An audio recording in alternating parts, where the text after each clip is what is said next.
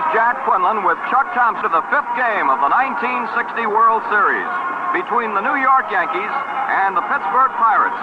On behalf of your hosts, the General Motors Corporation and the Gillette Safety Razor Company, it's another beautiful baseball day in New York. The temperature right now, 63 degrees, humidity 52%, the wind 10 miles an hour blowing from the plate out toward right field at the moment, and just ideal weather conditions again.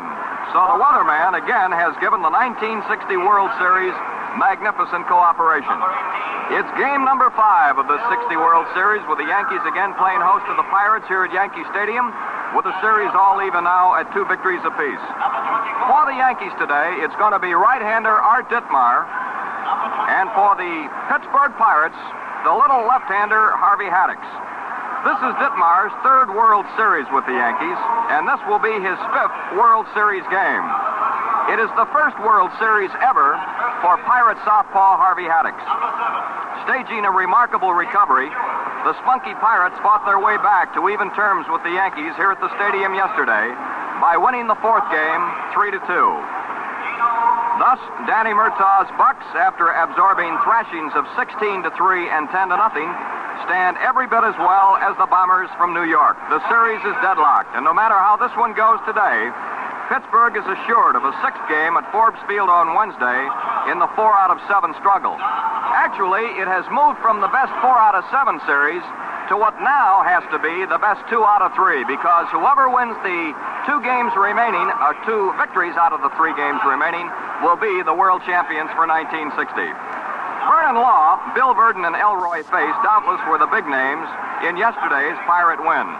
Law, a 20-game winner in the National League and victor in the first series game at Forbes Field last Wednesday, held off the Yankees for 6 1/3 innings. And Law struck the key blow in a 5th inning outburst, which saw the Bucks score all their runs against young right-hander Ralph Terry of New York. With 2 out and Pittsburgh runners on 1st and 2nd, Law doubled to drive in 1 run and set up the other 2. Verdon drove those home with a single, and with that hit, a 1-run Yankee advantage, which Bill Skowron had provided with a 4th inning home run, vanished into the air. Law was favoring an ankle that suffered a slight sprain shortly before the series, and he began to falter in the 7th. Verdon, a fine center fielder, and Face, a relief pitcher extraordinary, moved into the spotlight. With 1 run in, the tying run on 2nd, another Yankee on 1st, and only 1 out, Face stepped up to the mound. He was greeted by a tremendous blast toward right center field off the bat of Yankee left fielder Bob Cerv. Verdon, streaking over from center, made a fantastic, sensational leaping catch that sent him crashing into the wall at the 407 sign out near the bleachers in right center field. Then a dazzling pickup by Don Hoke, the third baseman, also helped in the 9th inning as Face preserved Law's 2nd series win.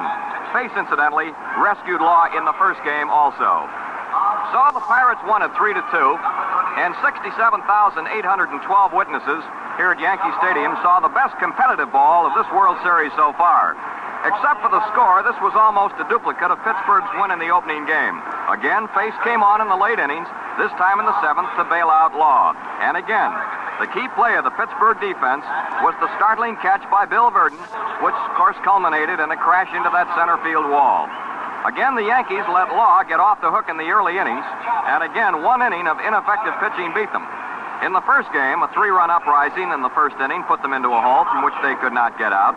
Yesterday, the Pirates scored all of their runs in the 5th, with Law driving across the 1st against Ralph Terry with that 2-base hit. The Yankees got 8 hits yesterday, 1 more than the Pirates. The big gun was Moose Skowron, who drove an opposite field home run into the lower seats in right field with the bases empty in the 4th, and doubled in the 7th, and later scored the 2nd New York run. A strong factor in the game was the way Law and Face contained the batting power of the 3 successive left-handed swingers in the power section of the Yankee attack. Roger Maris, Mickey Mantle, and Yogi Berra were hitless in a combined total of 11 times up yesterday. Mantle, 1 short of Babe Ruth's record total of 15 World Series home runs, walked once, but he struck out twice. Now, this represented a neat comeback on the part of the Pirates, who had become humiliated by one-sided defeats in games 2 and 3. And the Yankees finished the day gazing at the clubhouse wall and wondering how many could have hit the ball so hard and so often and still be forced to go back to Pittsburgh after today's 5th game to complete the struggle for the championship. The two Pirate victories have been registered on a combined margin of 3 runs. The combined margin of the two Yankee victories is 23 runs. Serve led off the Yankee first inning with a single, and he raced to third on Tony Kubek's double to left, but Law then bore down hard, and he stopped the threat right then and there. Maris hit a fly to Roberto Clemente in right field, too short to permit Serve to score. Mantle was purposely walked with first base open to load him up, and then Vernon got 2 strikes on Yogi Berra. Then he fooled Yogi with a pitch low and away. Berra reached for the ball, hit it on the end of his bat for a dribbler down the third base line. Don Hoke grabbed for the ball, stepped on third for a force play, and just did double Berra at first with a throw across to Dick Stewart. Skowron's home run came with 2 out in the 4th inning to give the Yankees their brief lead before the Buck rally came on in the top of the 5th. Terry had pitched 4 scoreless innings. Gino Somoli opened the Pirate 5th with a single to right, and here Terry got his one bad break.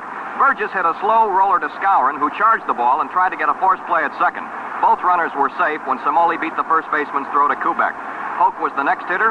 With the Yankee defense set for a bunt, Hoke tried to push a bunt over Skowron's head, but it backfired, and then Bill Mazeroski popped into the infield, and Skowron caught the ball for the second out. So, Ralph Terry was going along in pretty good shape. But then Law hit to deep left field, well inside the line. Somoli scored, and Burgess stopped at third on the double. Incidentally, it's Thanksgiving Day today up in Canada, so let us take this opportunity to wish our neighbors to the north a most happy holiday. This broadcast is authorized under broadcasting rights granted by the Commissioner of Baseball solely for the entertainment of our listening audience, and any publication, rebroadcast, or other use of the descriptions and accounts of this game without the express consent of the Commissioner is prohibited. It seemed yesterday, visiting in the Pirate dugout before the ball game, that they were upset mentally, really down, discouraged, worried about their lack of pitching in games 2 and 3, when they had been thoroughly belted 16-3 and 10-0. But today it's a different Pirate dugout. They're happy, they're a peppy group, a team that now seems to believe in itself. The Yankees are the same. They haven't changed, win or lose. They react the same. Of course, they've been through this so many times before. The 5th game of the 1960 World Series is being brought to you from Yankee Stadium in New York. Hurry on down to your store, honey, and get yourself a great big deal. You'll find out you can save some money on paper made big deal. The Capri Mark III, oh man alive, was $2.49, now $1.95. So hurry on down to your store, honey, get yourself a deal, a great big deal, a great big paper made big deal. It's Papermate's Big Deal, the Papermate Capri Mark III pen, regularly $2.49, is now just $1.95. Yes, the Capri Mark III, the pen that positively won't skip, even writes over butter, is now yours at the big deal price of only $1.95. And your Papermate is unconditionally guaranteed. If it doesn't perform, we'll replace it. So get a big deal. Get a Papermate Capri Mark III. Was $2.49, now just $1.95. So won't you hurry on down to your store, honey, get yourself a deal, a great big deal, a great big Papermate big deal. Down here at home plate, manager Casey Stengel of the New York Yankees, Captain Dick Grote of the Pittsburgh Pirates, and the 6 umpires working the series. And let's now take a look at the batting order for this ball game today. For the Pirates, Bill Verdon will lead off and play center field. Dick Grote at shortstop, batting second. Roberto Clemente in right field, hitting third. Dick Stewart at first base. Gino Somoli in left field. Smokey Burgess will do the catching. Don Hoke at third base. Bill Mazeroski at second base. And the pitcher is Harvey Haddix. He has won 11 and lost 10 during the year. For the Yankees, Gil McDougald will lead off and play third. Roger Maris in right field. Bob Serve in left. Mickey Mantle in center field, batting cleanup. Bill Skowron at first base. Elston Howard will do the catching. Bobby Richardson at second base. Tony Kubek at short. And Art Ditmar will do the pitching. Ditmar this year won 15, lost 9. Here now, Miss Lucy Monroe and our national anthem. Miss Lucy Monroe. Will everybody please sing with me? Oh, say can you see by the dazzling light of the cloudy trail of the tides that evening, those broad stripes and bright stars in the perilous fight of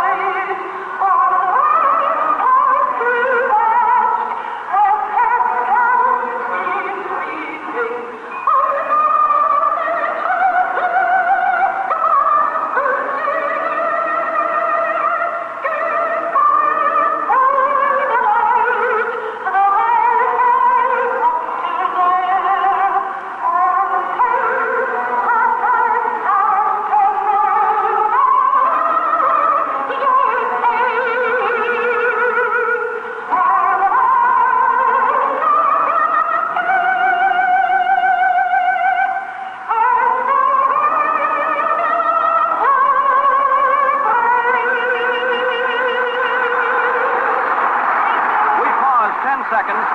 in identification. The umpires in the game today. Behind the plate, Dusty Bogus of the National League. At first base, John Stevens of the American League. At second base, Bill Jakowski of the National League. At third base, Nestor Shylock of the American League. On the left field foul line, Stan Landis from the National League. On the right field foul line, Jim Honachik of the American League. Art Ditmar was the starting and losing pitcher last Wednesday in the opening game of the series at Forbes Field in Pittsburgh.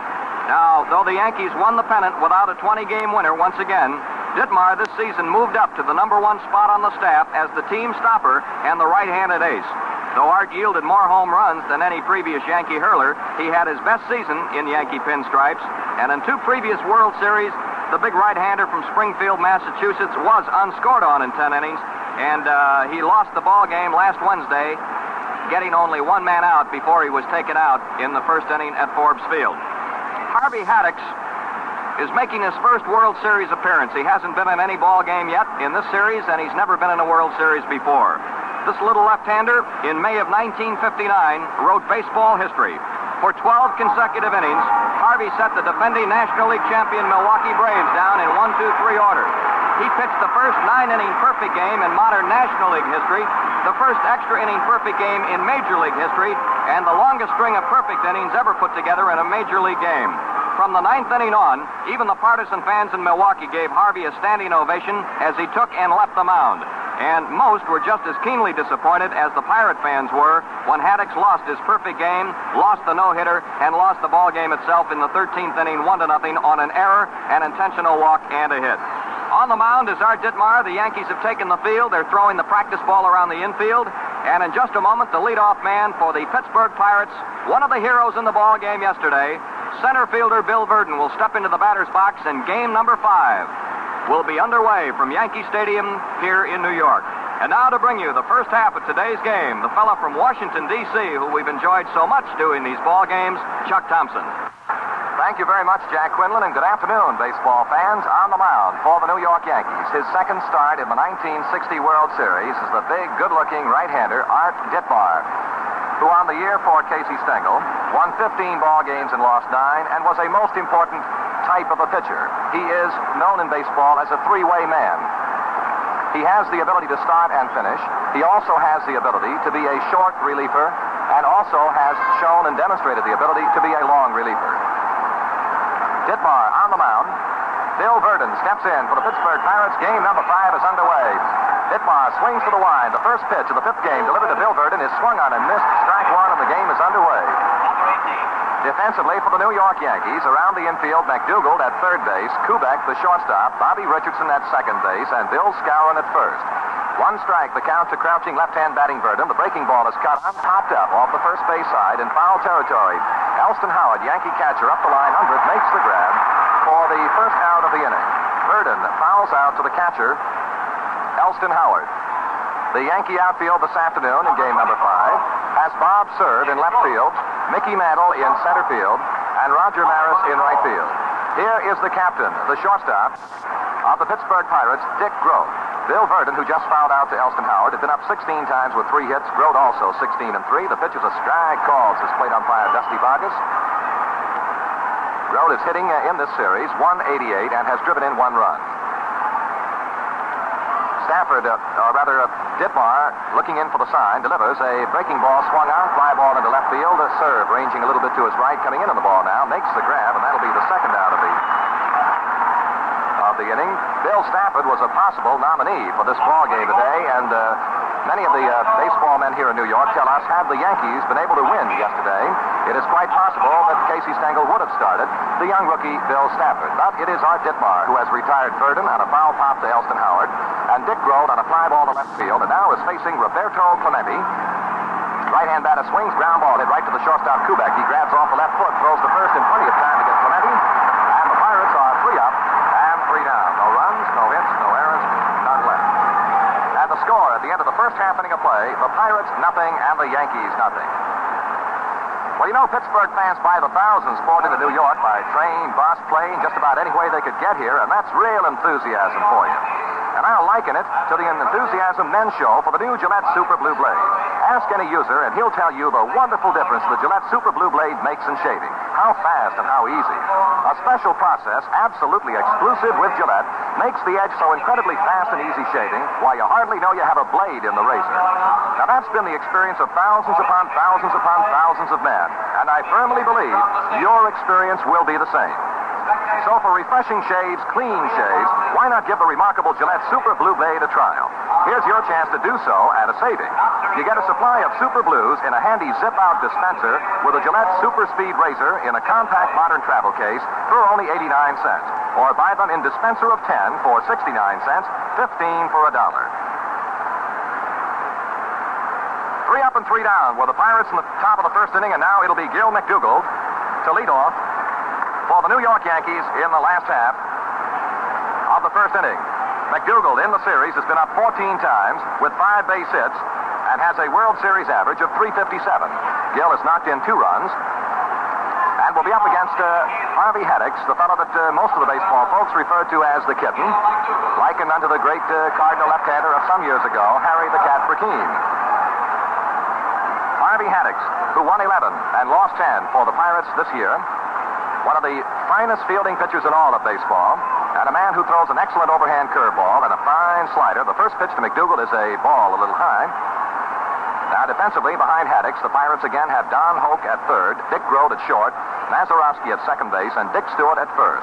The little left-hander throws, and McDougald looks at the pitch over the outside corner above the knees, and the count is a ball and a strike to the Yankee leadoff batter, Gil McDougald. In the outfield for Pittsburgh, Somoli in left field, Bill Verdon in center field, and Clemente in right. And again behind the plate today, Smokey Burgess. 1 ball, 1 strike to Yankee leadoff hitter Gil McDougald. Right-hand batting, left-hand pitching. The southpaw throws. Here's a bunt down the third base side. Charging Hope, bare-handed pickup. Throw to first. He's got him on a dandy play by Don Hope. Gil McDougald dropped what looked like a beautiful bunt down third base. Hope had the only play possible, and that was to try and make it with a bare hand and throw without using any excess motion. He did so, and retired McDougald on a fine defensive play for the first out in the last half of the first inning. Here now is Roger Maris. The left-hand batting Yankee right fielder has been up in this series 16 times with 4 base hits, one of those a home run in the first inning of the first game, and is hitting for an average of .250. Outfield overshifts toward right and very deep as a left-hander Haddix throws a sweeping curve that misses outside low, ball 1.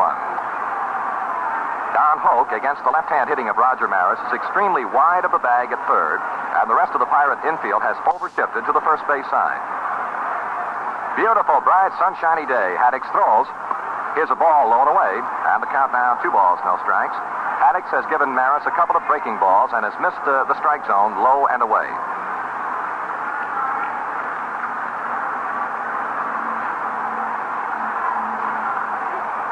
And the 2-0 pitch now to Maris. He swings, ground ball, sharply hit towards second baseman Mazeroski. He makes the pickup, throws to first in plenty of time to retire Maris.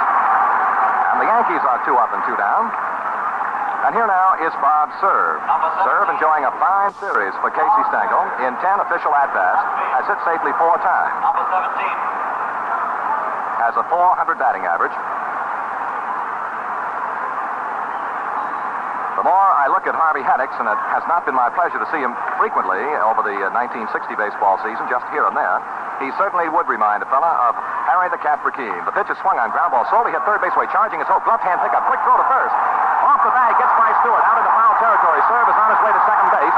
Stewart digs the ball out of the base of the box seat railing, and Cerv is standing up at second. And we'll get the official scorer's verdict in just a moment.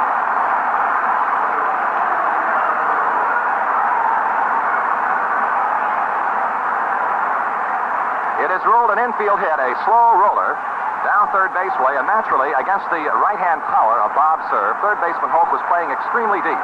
He charged and made the throw to first. It was off the target, very wide, and Stewart was unable to come up with a throw.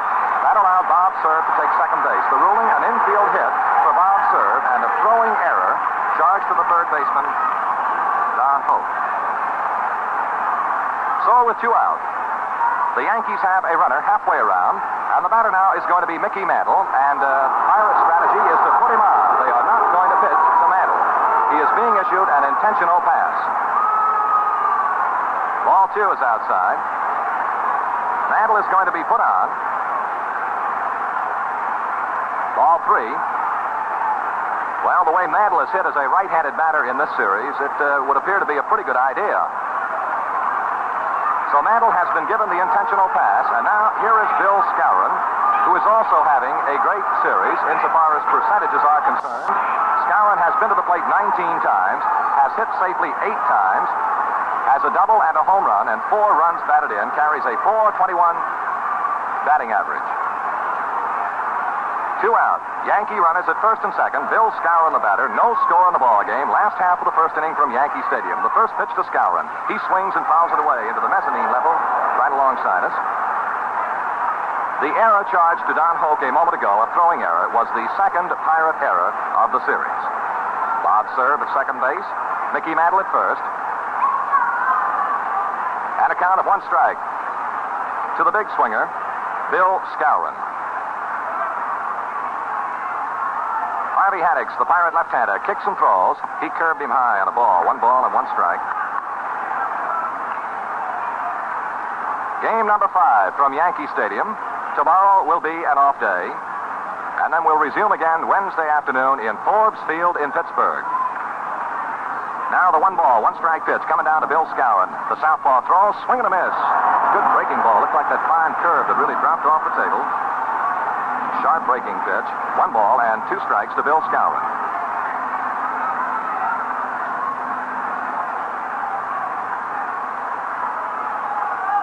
The Yankees with a bit of a threat mounted here in the last half of the first inning. Serve is at second base. Mantle at first base. 2 out. And the 1 ball, 2 strike pitch to Skowron. He struck him out. Swing and a miss. As Skowron goes down, and the Yankees are retired in the first inning. No runs. 1 base hit. 1 Pirate error, and 2 men left. And at the end of the first inning of play, the score, the Pittsburgh Pirates nothing, the New York Yankees nothing. Well, you know that fellow Yogi Berra has not only caught, but has also played left and right field in this 1960 series. And I can't recall a major leaguer who ever played all 9 positions. And it might be a far cry from baseball to shaving, but you know there is a razor that adjusts to 9 positions. Yes, sir, it's the Gillette Adjustable, offering 9 different settings, 9 different degrees of edge exposure and angle. You choose the one exactly right for your combination of skin and beard. And just a turn of the micrometer dial on the handle of the Gillette Adjustable, and in no time, you find the setting that gives you fast shaves and easy shaves. Now, a supply of those incomparable new Gillette Super Blue blades comes with the Gillette Adjustable razor. There's a combination that just can't miss, giving you clean, refreshing shaves that have to be experienced to be believed.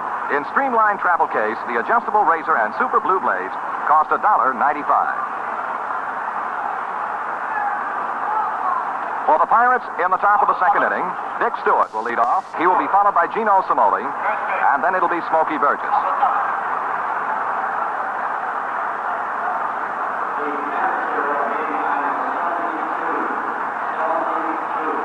We have been informed that as the game started, the temperature here was 72 degrees at Yankee Stadium, so we've had absolutely perfect weather for baseball. Here is Stewart, big, powerfully built, right-handed batter, hitting 167 on the series. The pitch is swinging a ground ball, and it may get in the hole. It does. On through to left field. A sharply hit ground ball between short and third and on through to left field, and Stewart is on with the Pirates' first hit in game number 5. And for Stewart, his 3rd hit in the series. That'll bring out Gino Cimoli.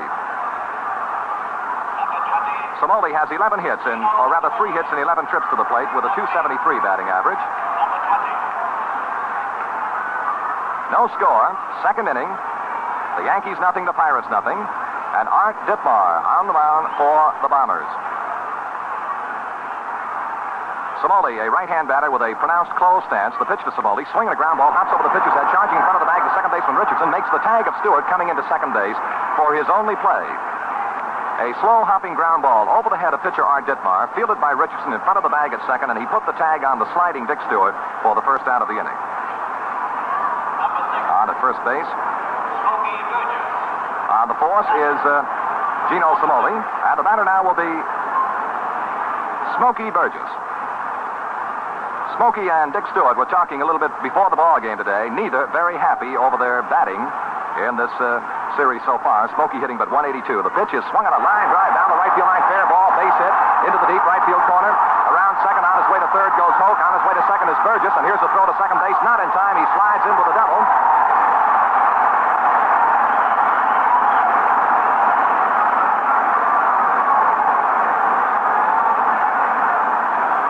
Smokey Burgess ripped a line drive over the head of the leaping first baseman Bill Skowron down the right field foul line. Samoli went wheeling all the way around to third base, held up there by Frank Osiak, and skidding in under the throw at second was Burgess on a two-base hit, his first double of the series. And the Pirates now have runners at second and third with one out. In the top of the second inning, and the batter is Don Hope. He's hitting .231 in this series. Right-handed batter, waiting the first pitch from Art Ditmar. Here it is. It's a little high on a ball one.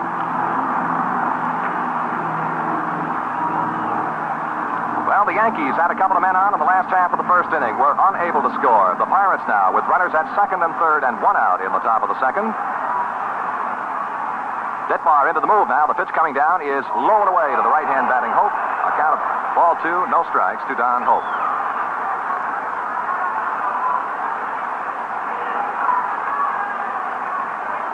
Hope stepping out momentarily. And now back in again. Ditmar leaning in to pick up the sign from Elston Howard. Burgess walks off the lead at second base. Samoli down from third. The pitch is high and tight to Hope and a ball. 3 balls, no strikes to Don.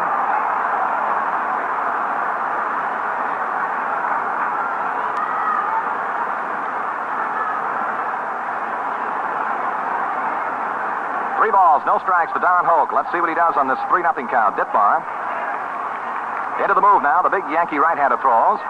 A strike called. He hit the inside corner of the letters. Hoke doing a little window shopping that time, trying to buy his way on with a walk, but plate umpire Vargas stopped him with that swing of the right arm.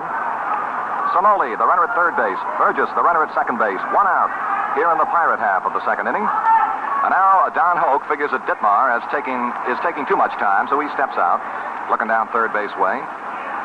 And now right back in again. Ditmar ready to go. Here's a 3-1 pitch coming to Don Hoke. Swinging a ground ball hit off the third base side. Charging is Kubek. The play will be to third base, and the ball is dropped. Burgess is safe at third. And Hoke is on his way to second base, and he's going to make it.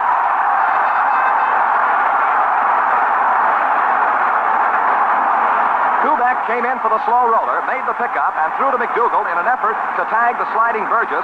And McDougal was unable to grab the throw. It rolled out in foul territory. Of course, while it was going on, Samoli scored the first run.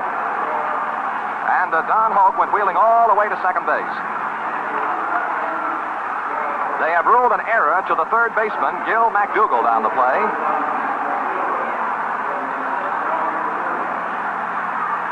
Run batted in for Don Hoke. Hoke hit a slow roller to Kubek, who threw to McDougal, trying to tag Burgess at third.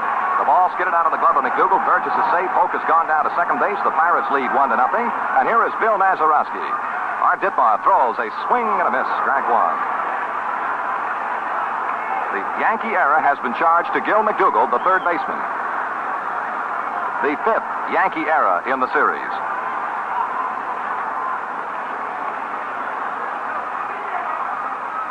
Mazeroski swings a ground ball over the head of the third baseman out into the left field corner. Good for what might be extra bases. Burgess scores run number 2. Hoke is coming to the plate. The throw goes to second. Not in time. The Pirates lead 3-0.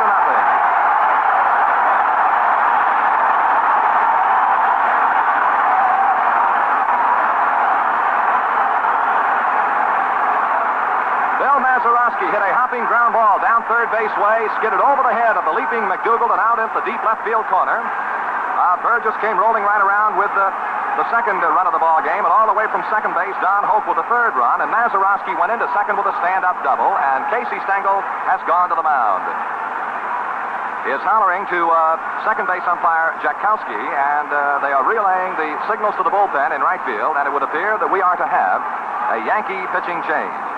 So Art Ditmar is finding it unusually rough in this 1960 World Series. The fine Yankee right-hander was unable to weather the Pirate first inning in the first game, and now in game number 5 is unable to get through the second inning. We're waiting to see which pitcher will be called from the Yankee bullpen. Ditmar has pitched an inning and 1/3. And the Pirates have nicked him for 3 base hits. He has not walked a batter, nor has he fanned anyone, and the 3 Pirate runs have been charged to Art Ditmar. And from the Yankee bullpen in deep right field comes the left-hander, Luis Arroyo. Luis Arroyo. Arroyo, for Casey Stengel and the Yankees this year, appeared in 29 ball games, all in relief, pitched 41 innings, won 5, and lost 1. Luis Arroyo. And here's a fellow who, as many of you will recall, I am sure, was a former Pittsburgh Pirate. He was purchased from Jersey City late in July by the Yankees. And here's a man who features an excellent screwball, native of Puerto Rico. And he has also seen service with the Cardinals, with Cincinnati, and, of course, the Pittsburgh Pirates. Luis Arroyo is replacing Art Ditmar. In the Pirate half of the second inning, with the Pirates in front by a score of 3-0. While Arroyo talks things over with catcher Elston Howard and his manager Casey Stengel. Let's go back over this inning very briefly for you. Dick Stewart led off with a single to left field. Gino Cimoli hit a slow-hopping ground ball over the head of the pitcher. It was grabbed by the second baseman Richardson in front of the bag, and he tagged Dick Stewart for the first out. And, of course, Cimoli is safe at first. Then Smokey Burgess ripped a double down the right field line into the deep right field corner, advancing Cimoli to third base. Burgess is on at second base. Don Hope then hit a slow roller to the shortstop Kubek. Kubek elected to go to third base to Gil McDougald to try and make a play on Burgess sliding in. McDougald dropped the ball. Burgess was safe. Hope went to second base. Mazeroski then faced Art Ditmar, hit a ground ball that bounced over the head of third baseman McDougald into the deep left field corner, scored Burgess from third, and Don Hope from second base. And the Pirates lead the ball game 3-0, and Luis Arroyo has come out of the Yankee bullpen to see if he can stop the surging Pirates. And the batter will be Harvey Haddix. And Haddix in 29 ball games for the Pirates this year hit .258. Haddix is classified as a good hitting pitcher. Harvey Haddix. And he hits them the way he throws them, as a left-handed batter. Luis Arroyo on the mound for the New York Yankees now, replacing Art Ditmar. The pitch coming down to Haddix is a ball outside low.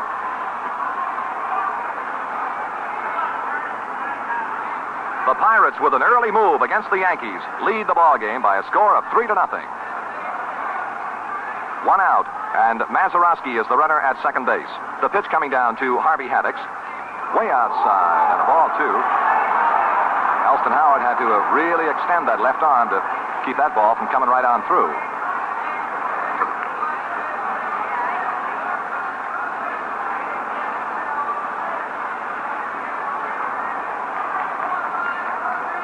Haddix, left-handed batter, hits out of a straightaway stance.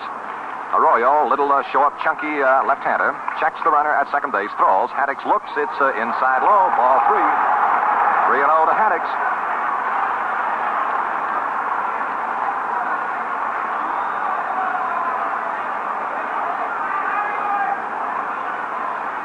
Three balls, no strikes to the Pirate hurler, Harvey Haddix. Waiting now, the pitch from Luis Arroyo. Mazeroski edging out to a bigger lead at second base. Pirates lead the ball game 3-0 here in this top half of the second inning. Arroyo throws. Here's a strike called. And it appeared that Haddix was under wraps and taking all the way. Olsiak looking into the Pirate dugout and then relaying the wigwag to batter Harvey Haddix. Olsiak being the Pirate third base coach. 1 out. 3-0. Pirates over the Yankees. Arroyo into the stretch, sets, and the 3-1 to Haddix. He looks again, and it's a strike 2 call. Fill it up now. 3 balls, 2 strikes to Harvey Haddix.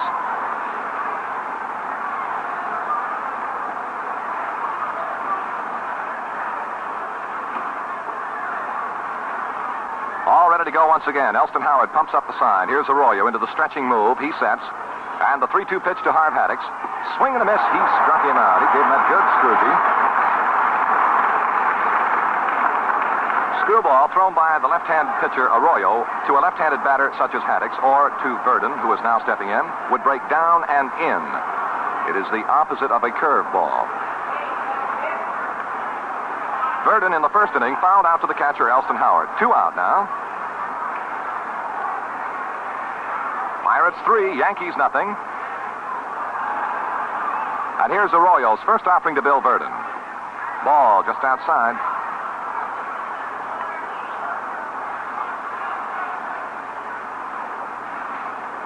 Three Pirate base hits, a Yankee era, and the Pirates are out in front 3-0. And Arroyo, replacing Ditmar now, checks Elston Howard for the sign. Bill Mazeroski, the runner at second base, edges out to a bigger lead. The kick and the pitch. It's a little high and away, and a ball, two, to Bill Verdon, who made perhaps one of the most spectacular catches in the World Series, has made two of the more spectacular. The drive he caught hit by Yogi Berra in Forbes Field was certainly one of the most spectacular plays, and none will ever forget the leaping catch he made of the ball that Serve hit yesterday.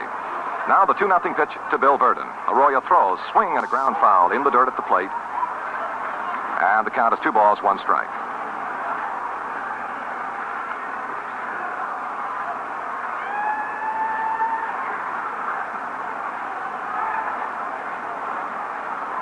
Two and one to Bill Verdon. He's knocked in 3 Pirate runs in the series so far.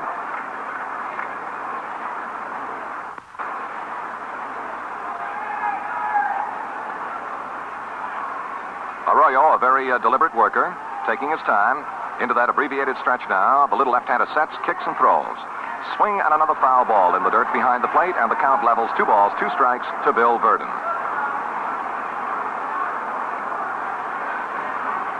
This fellow is such an outstanding defensive center fielder that he amazes even his own teammates. They'll see him make a play one day and say, that's the greatest play he's ever made, and then Verdon will come right back in another day or two and cap his previous performances. There is more activity now in the Yankee bullpen. 2 balls, 2 strikes to Bill Verdon.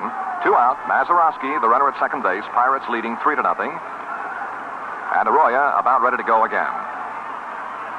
The left-hander throws. Look out. High and tight. Verdon rocked back out of the way. Ball 3. 3-2 now to Bill.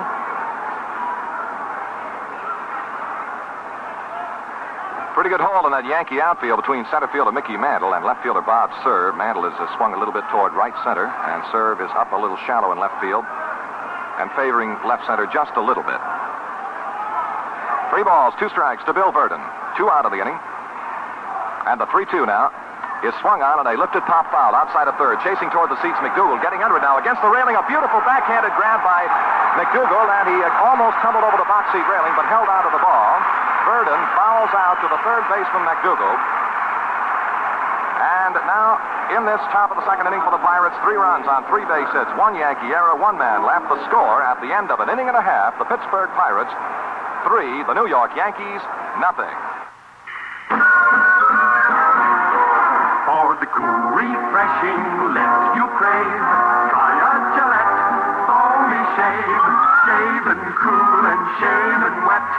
Beat any kind of shaving yet. Shave Gillette.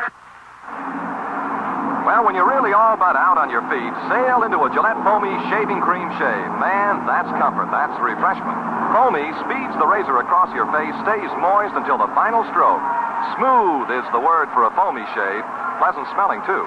Add K34, the antiseptic that destroys harmful bacteria. And no wonder, Foamy is the nation's fastest growing instant lather. Regular for 79 cents, giant economy size 98 cents. Foamy with bracing menthol added, same price. We pause 30 seconds for station identification. Haddock's first offering is fouled away down the third base side by Elston Howard, leadoff hitter in the bottom of the second inning. Cut at that curveball and nubbed it foul down third base way. Strike 1 to Elston Howard, and the left-hander throws. Swing, and there's a fly ball well hit at the right field corner. Chasing Clemente, can't get to it. And it hops off the box seat railing. Clemente couldn't get to the ball. Now charges in and makes the pickup as Howard goes into second standing up. Clemente tried to play the rebound off the box seat railing out there, and the ball skidded by him. He had to chase it into shallow right field. And Howard went cruising right on into second base with a stand-up double into the right field corner. Hit number 2 for the Yankees off Harvey Haddock. The batter now will be Bobby Richardson. Richardson having a tremendous series. The little man from Sumter, South Carolina, hitting .438. 16 trips to the plate. He has hit safely 7 times, and 3 of the 7 have been extra base hits, 2 doubles, and the unforgettable grand slam home run. Swing ground ball hit off the first base side. Second baseman Mazeroski to his left. Throws to the pitcher covering at first. Just in time to get Richardson. Boy, that was close. Little Bobby really hustling. On the play, advanced Elston Howard to third base. Richardson grounds out. Second baseman to the pitcher covering at first. Due to the fact that Dick Stewart, first baseman, had gone wide to his right in an effort to get to the ball, Haddix broke over and covered the bag. Here is Tony Kubek. Kubek hitting .444. He has 8 World Series hits in 18 trips. 1 out. Yankee runner Elston Howard at third base. And here is Kubek, batting in the number 8 spot in the Yankee order. Southpaw Harvey Haddix into the move now. First pitch to Kubek. Swing and a ground ball slowly hit down first base way. Charging is Dick Stewart. It hits the bag. He grabs it, tags the bag ahead of Kubek while the run scores. A slow roller down the first base side, and Stewart, laying deep down that way, charged in, and just as he got to the bag, the ball hit the bag and popped up in the air. Stewart grabbed it, stepped on the bag just ahead of Kubek for the second out of the inning, and on the play, Elston Howard comes home with the Yankees' first run. The batter now will be pitcher Luis Arroyo. He appeared in the 1960 campaign regular season just 5 times as a batter and failed to hit. Luis Arroyo. Kubek grounds out to first baseman Stewart and Howard to score, so the score is now the Pirates 3 and the Yankees 1.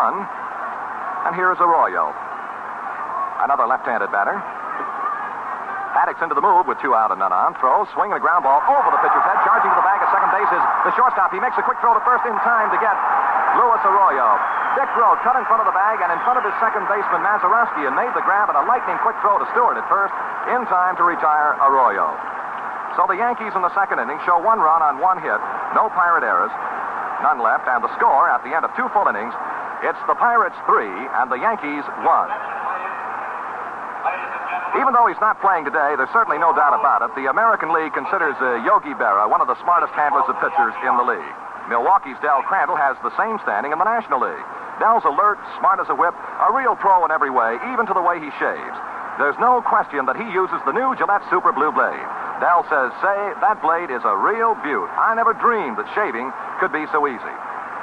Well, that's what they all say. The fact is, when you try the Gillette Super Blue Blade, you get a shaving experience that's almost unbelievable. Shave so cool and refreshing, so quick and easy, so downright comfortable.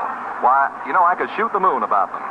It's the new Gillette Super Blue Blade Edges. They're produced by a new and exclusive Gillette process, double for economy too. The Super Blue fits all Gillette razors. While the store you trade with still has them, here's a bargain. On our special trial offer, you get a dispenser of new Super Blue Blades with a modern one-piece Gillette Super Speed razor in a neat travel case, all for the rock-bottom price of just 89 cents. Separately, Gillette Super Blue Blades are 10 for 69 cents, 15 for $1.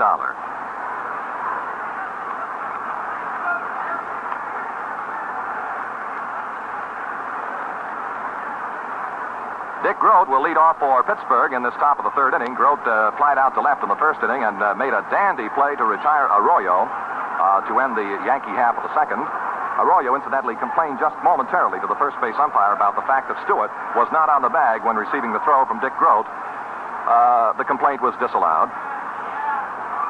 All ready to go now. Luis Arroyo delivering to Dick Grote. Ball inside. The Pirates 3 runs on 3 hits, and the Yankees 1 run on 2 hits.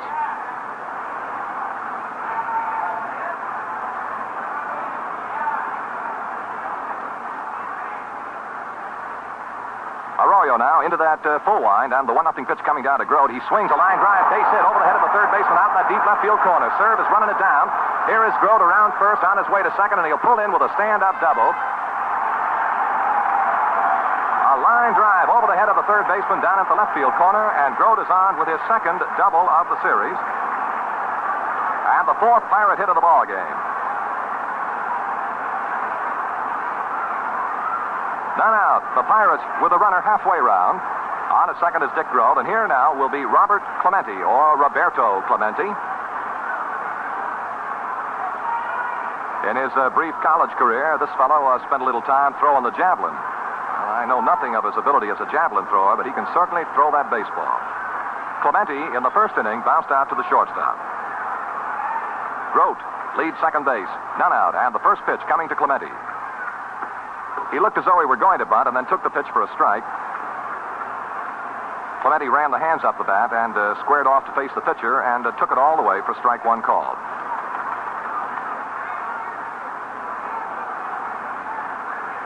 We are told that Bill Stafford is loosening up in the Yankee bullpen. Stafford. Now Arroyo ready to deliver the one-strike pitch to Clemente. He swings and misses strike two. And that's that big swing. Clemente on occasion will swing himself right out from underneath his hat. And on more than one occasion has run right out from underneath that hat. 2 strikes to Clemente. Dick Grote, the Pirate runner at second base. None out, and the Pirates lead the ball game 3-1 in this top half of the third inning. Arroyo ready to go now. Looks back to check second. Throws. Swinging a drive for a base hit in the hole between short and third. Around third, headed for the plate comes Dick Grote. He's going to score without attracting a throw. And the Pirates lead now by a score of 4-1. Clemente singles to left, scoring Grote from second base. And that'll be the second run batted in of the 1960 series for Clemente, and his 6th World Series hit. 4-1, the Pirates over the Yankees. None out in the inning, and as Stewart steps in from out of the dugout on the first base side comes the Yankee manager, Casey Stengel. Well, you know, there were some pretty close calls in yesterday's ball game, and a lot of the newspapers here in New York today, of course, reporting all facets of this ball game, naturally mentioned a few of the more controversial plays. And Casey Stengel was asked to sum up the ball game yesterday. He said, well, we've beaten most clubs without the help of umpires, and who can say that those plays weren't questionable? But then Stengel went on to say, but that's what they pay those men for, to make those decisions. Elston Howard up on the mound, talking with Luis Arroyo and Casey Stengel. And I believe we're going to get another Yankee hurler.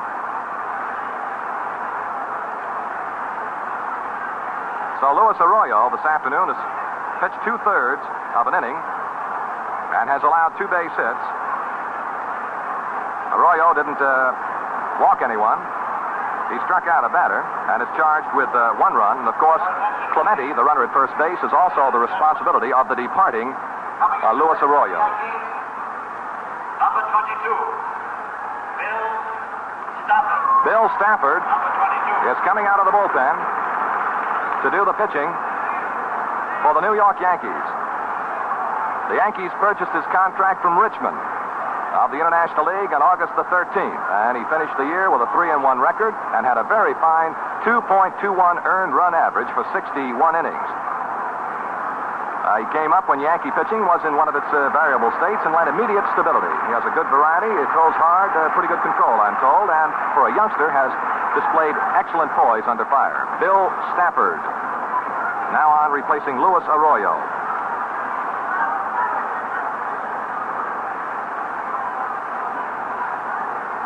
Stengel with a few final words for the 3rd Yankee hurler in this ball game.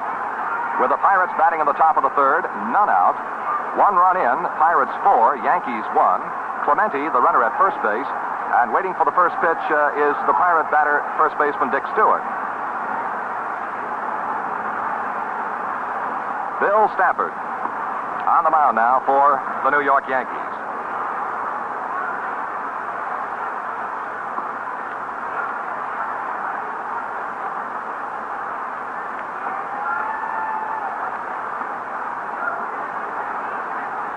Gino Simoli has come up out of the on-deck ring, standing alongside of Dick Stewart as they take a look at the young Stafford's offerings.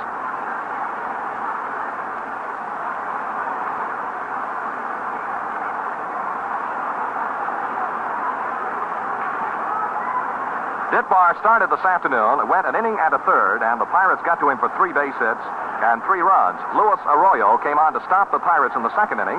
But in the third inning, the Pirates went right back to work again as Dick Grote led off with a line double down into left field corner, and Clemente followed with a single into left field, scoring Grote, and the Pirates lead 4-1.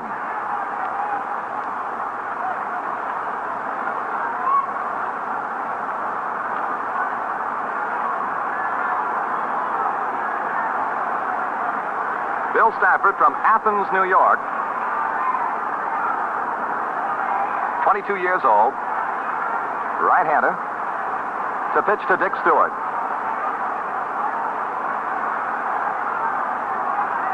Now Skowron, of course, tight to the bag at first base. Clemente takes a little bit of a lead. The pitch to Stewart, swing and a ground ball foul outside of third. Strike one to Dick Stewart.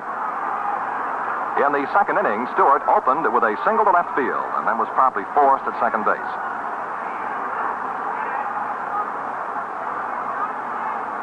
One strike to Stewart. Well, Stewart and Burgess, who were both kidding a little bit about their hitting, or rather lack of it, in this 1960 series, have both hit safely the first time up this afternoon. A let-up is high and outside for a ball. Stafford really took a lot off that pitch, but it stayed high and outside to Dick Stewart.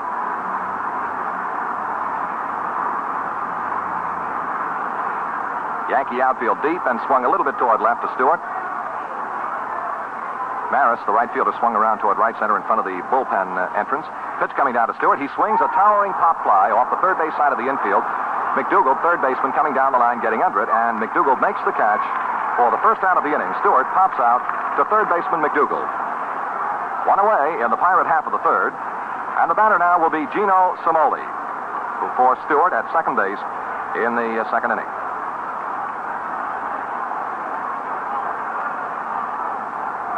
Likable young man from the Golden Gate city of San Francisco.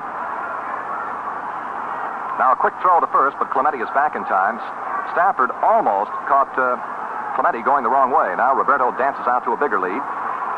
As Stafford goes to the stretch, he sets, and the pitch to Simoli. Swinging a ground foul into the Yankee dugout off the first base side. Strike one to Simoli.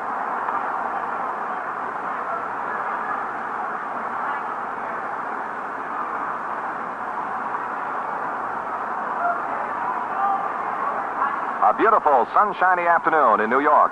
72 degrees at game time. And the Pirates lead New York 4-1. Pirates batting here in the top of the third. Stafford into the stretch.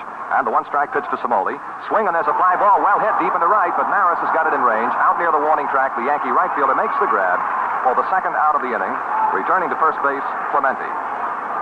Simoli flies out to the right fielder, Roger Maris. That'll bring on Smokey Burgess. A little round fella who has done so much hitting for the Pirates and quite a little bit of their catching. First time out in the second inning, Smokey hit a screamer, a real line drive into the right field corner for two bases.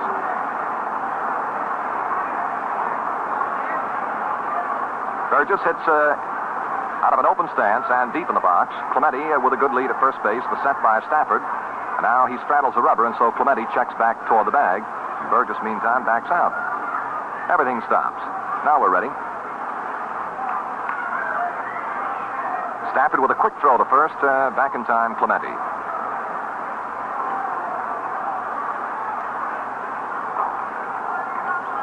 Now the set. And the first pitch to Burgess. A let-up is swung on and missed. Strike one. Stafford pulled the string beautifully, and Burgess really gave it a rip.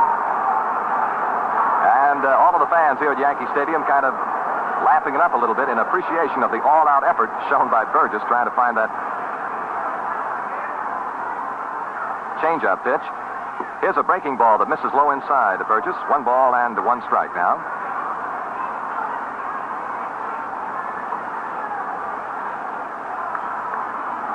Bill Stafford, 22-year-old right-hander, on the mound for the New York Yankees, the third Yankee pitcher of the afternoon. Now the 1-1 pitch to Burgess is outside low on a ball. 2-1.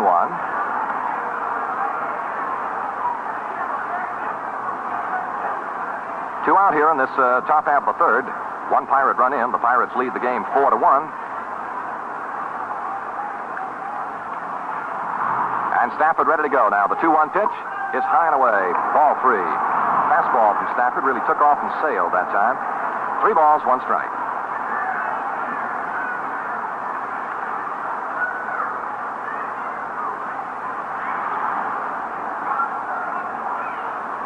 Now let's see what little Smokey will be doing on the 3-1 pitch from Bill Stafford. Will he be taken or let her rip? We'll know in a moment. Stafford kicks and throws, and Burgess swings a ground ball sharply hit right at the second baseman Richardson. He makes the throw to first in time to retire Burgess. But the Pirates pick up 1 run on 2 base hits. No errors and one man left in the score at the end of 2 1/2 innings of play. The Pirates 4 and the Yankees 1. Well, you know, down in the Yankee clubhouse, you can't find a locker, not one, without the new Right Guard deodorant. We made sure of that. We put a can in every locker. But how those players went for it, and we knew they would. Brand new Right Guard is a power spray deodorant made especially for men. Just a touch of the nozzle under each arm, and you have 24-hour protection. You get complete coverage as Right Guard checks perspiration and destroys the bacteria that cause odor. Right Guard's power spray gets right through to you and dries on contact. No more sticky creams, drippy squeeze bottle sprays, or gummy-feeling roll-ons. You feel fresh, are fresh, and refresh. Right Guard is attractive in its bright copper-colored container. Top of the Yankee batting order, Gil McDougald, Roger Maris, Bob Serb to face Harv Haddix in the bottom of the third inning. Well, McDougald in the first inning was thrown out on a wonderful play by Don Hoke. Gil tried to bunt his way on, and Hoke came charging down the third base line, made the barehanded pickup and quick throw, and got McDougald. Well, Yankee Stadium begins to loosen up just a little bit more now as some of the Yankee fans come to life in hopes that the Yankees will make a move against the Pirates. Harv Haddix up on the mound, looks down to Burgess for the sign, and here comes the first one to Gil McDougald. Low and outside, ball one.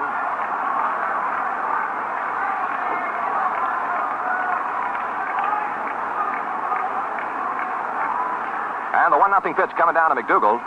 He looks, it's up high on the ball, 2. 2 balls, no strikes.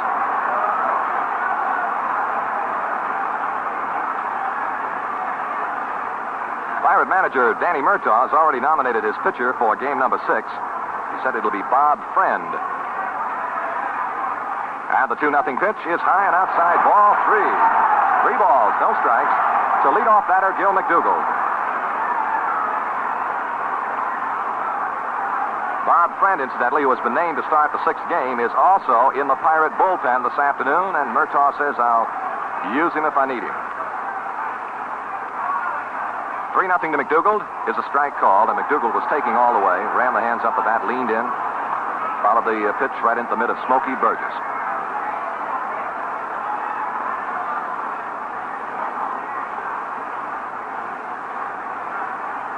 Haddix into the move now, and the 3-1 pitch coming down to Gil McDougald, swinging a ground ball, backhanded beautifully by pitcher Harv Haddix. He runs halfway to first base and then makes an underhand throw to Stewart and retires McDougald.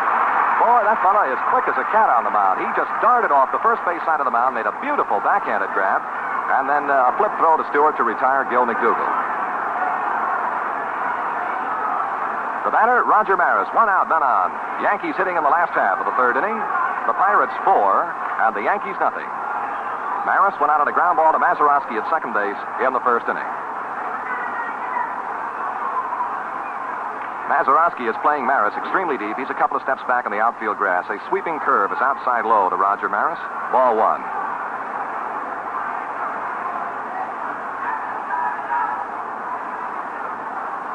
Now Haddix not wasting any time. The little left-hander throws. Maris takes low. Ball 2. 2-0 to Roger Maris.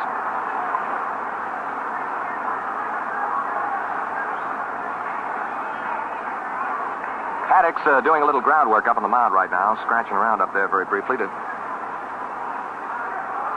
check on his footing.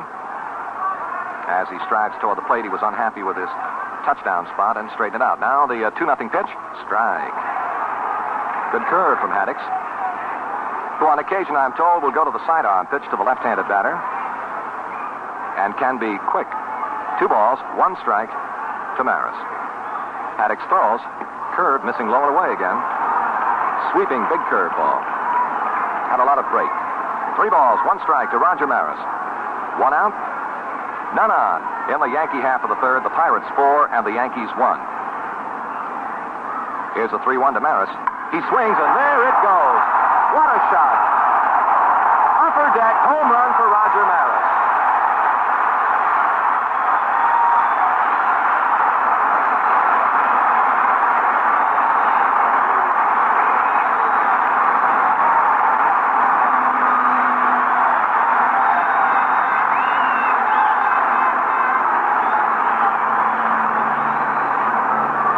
Roger Maris has hit one far out into the afternoon, way up there in the upper deck in about the second or third row of the box seats.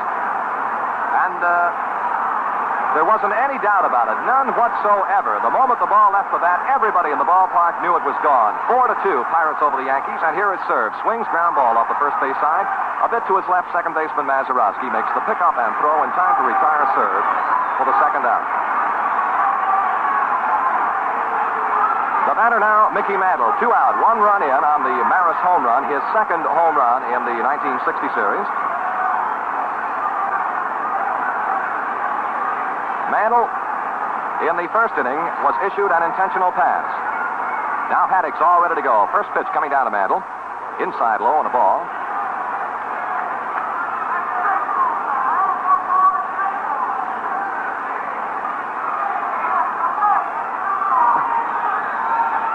Now the 1-0 pitch coming down to Mickey Mantle. Curve is cut out and missed. Strike one. 1-1 now. Mr. Maris laid some kind of wood on that home run. It was quite a blast until you begin to think that this fellow Mantle, as a left-handed batter, has hit them right up against the facing below the roof at Yankee Stadium. Now the 1-1 pitch to Mantle. It's low inside in the ball. 2 balls, 1 strike. 2-1 to Mickey Mantle. 2 out. 1 run in on the Maris home run. And the Pirates holding a 4-2 lead in this last half of the third. Harvey Haddock throws. A curve is misses low and inside again. 3-1 to Mantle. Now, what do you think Mantle will be doing with this 3-1 pitch from Haddock, huh?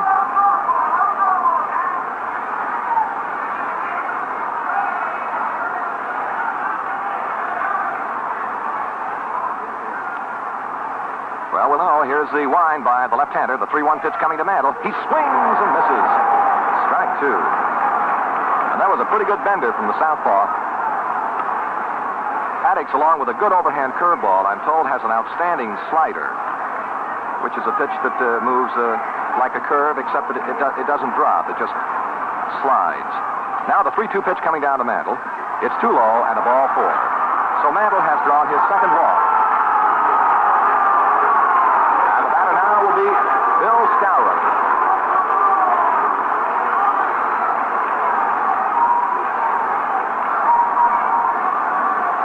Bill Skowron struck out against Haddock in the first inning. 2 down. Mantle, the runner at first base. And here is Skowron. Haddock deals. He's inside with the ball. A lot of times when Skowron steps in, it would sound as though some of the Yankee fans who are booing, actually what they're saying is moose, moose. Remember Ray Boone? Every time he stepped in, it sounded as though they were booing him, and they were just repeating his name, Boone. 1 ball, no strikes to Skowron. Mantle at first. Pitch swing on, fly ball deep in the right. Clemente going to his right, coming up on the ball a little bit, makes the catch for the final out of the inning. Skowron flies out to right. The Yankees 1 run, 1 base hit. There were no Pirate errors, and the man is left on. The score at the end of 3 complete now. The Pittsburgh Pirates 4, the New York Yankees 2.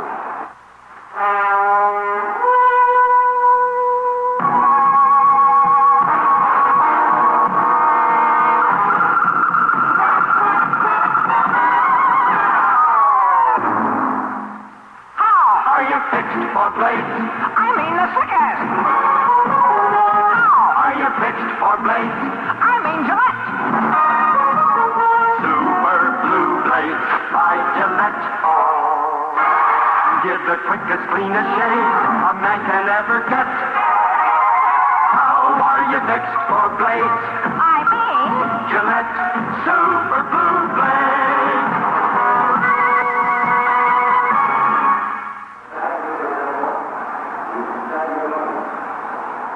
Don Hoke waiting to lead off in the 4th inning against Bill Stafford, who came on to relieve Luis Arroyo in the 3rd inning after Grote had opened with a double and then been singled home by Clemente. Stafford came on and got Stewart, Simone, and Burgess in order. And now here's Don Hoke. Right-hand swinging 3rd baseman. Waiting the first pitch now from Bill Stafford. And And the big Yankee right-hander throws a curve that chipped off the corner. Strike call to Don Hope.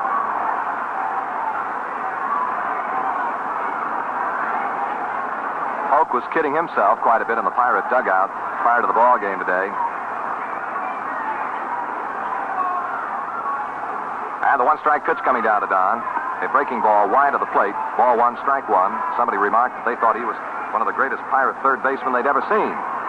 Don said, yeah, he said, I'm pretty good when I'm feeling well. He said, but I'm sick a lot of the time. Now the 1-1 to Don is a strike two call. Stafford seemed to let up a bit on the curve and dropped it in over the outside corner above the knees. 1 ball, 2 strikes.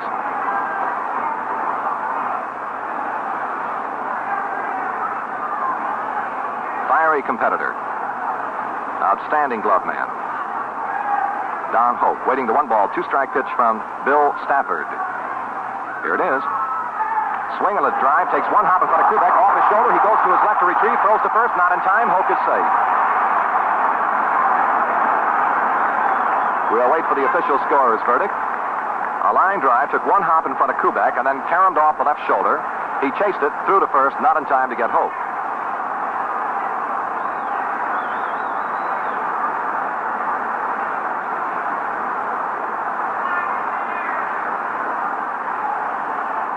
Well, we'll give you the story on that as soon as the official scorer passes it along to us. Here is Mazeroski turning away from an inside offering, only to have the ball carom off the bat foul down to the boxes behind the Yankee dugout.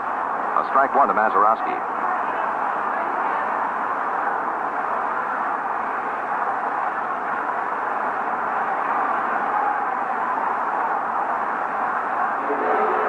The ruling has been announced as a base hit. Too hot to handle. The pitch to Mazeroski. Let up. Hit on the ground toward third base. McDougal has. Goes to second. 1. Now to first. Off the mark. A bad throw. And Skowron falls down. And now here is Mazeroski retreating to first base. He tripped over Skowron and made the turn toward second and realized he didn't have a chance as Elston Howard was down there backing up. Polk is forced at second from McDougal to Bobby Richardson. Richardson's throw to first base off the mark.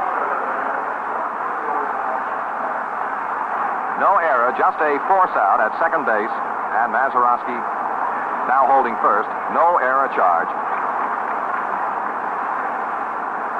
McDougal wheeled to Richardson at second, and in plenty of time to force Hoke, and Bob's throw to first base to get Mazeroski was low, got right on by Skowron. Backed up quickly by Elston Howard, and Mazeroski, who had made the turn at first base, quickly retreated back to the bag. Harvey Haddix now steps in. The Pirates have a runner at first, 1 out. And Haddix, who struck out against Arroyo in the second inning, now faces Bill Stafford here in the top of the 4th. All ready to go now. The pitch coming down to Haddix is high for a ball. McDougal in on the infield grass at third base, figuring that Haddix may be going to the bunt to move Mazeroski along.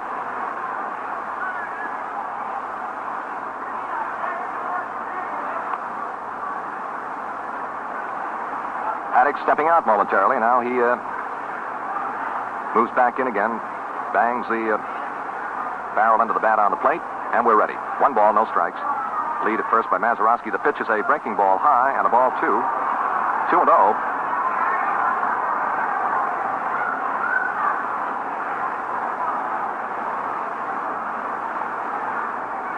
Of all of baseball's heartbreaking experiences, certainly Harvey Haddix has shared one of the greatest. 12 perfect innings against Milwaukee, and then lost the ball game. Here's a strike call to Haddix. That was a very unusual ball game because Adcock of Milwaukee hit a home run, but Henry Aaron on the base paths went down to second, and then instead of coming right on through, cut across the diamond back to the dugout. Now the 2-1 pitch coming to Haddix. It's high and away. Ball 3. Stafford turns away in disgust. The young man unhappy over not being able to get the ball exactly where he wants it. 3 balls, 1 strike. Mazeroski holding first base. 1 out in the Pirate half of the 4th inning, top half of the 4th. And the score, the Pittsburgh Pirates 4, the New York Yankees 2. Now the set, the 3-1 pitch to Haddix. Swing and a foul out of play behind the plate. 3-2 to Haddix.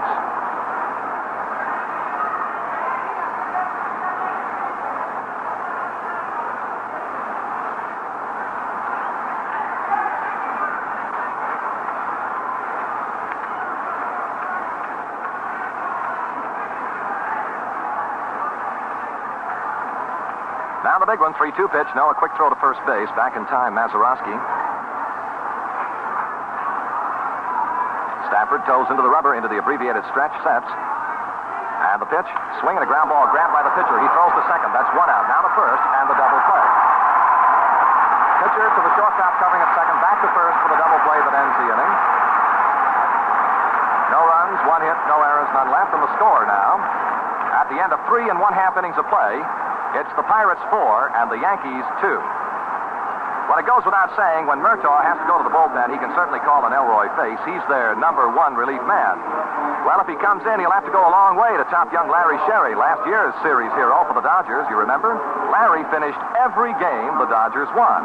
And Larry is another Gillette man. He says, I never had any kick about the shaves I got, but when I tried those new Gillette Super Blue Blades, I just never believed shaving could be so fast and easy. Have you tried the new Gillette Super Blue Blade? Upwards of 12 million have. And if we can judge by sales today and the thousands upon thousands of comments we've received, this blade is giving men shaving comfort almost beyond belief. Men who know call Super Blue Edges a scientific breakthrough produced by an entirely new process exclusive with Gillette.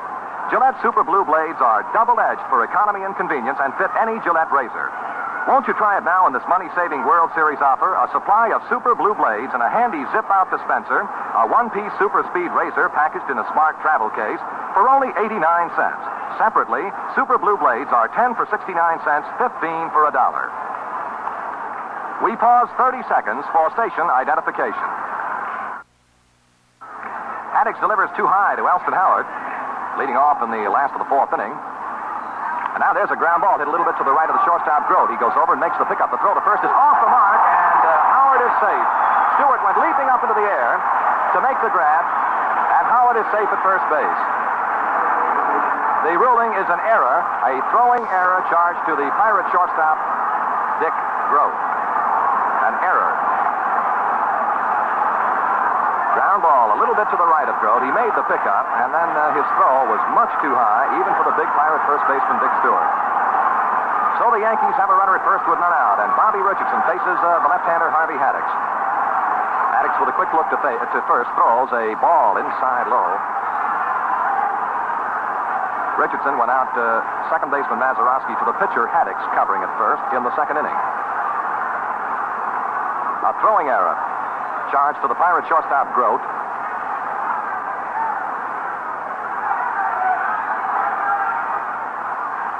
Strike called now. Richardson walked up. He was kind of creeping up on the pitch and turned himself a little bit more toward right field and then took it for a strike. 1-1. Pirates 4, Yankees 2, in case you just joined us from Yankee Stadium in game number 5. Now Haddix ready to go once again. The 1-1 to Richardson. Swing, and there's a line drive to the second baseman. He has, throws back to first, and it's a double play. Line drive to Mazeroski, the second baseman, and he wheeled and whistled his throw to first baseman Stewart, and they double up Howard. A line drive double play. 2 down, none on, and the batter is Kubek, who went out unassisted to Dick Grote, or rather to Dick Stewart, the first baseman in the 2nd inning, and was credited with the first Yankee run batted in.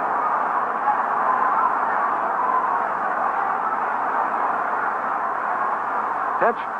Strike called to the left-hand batting Kubek.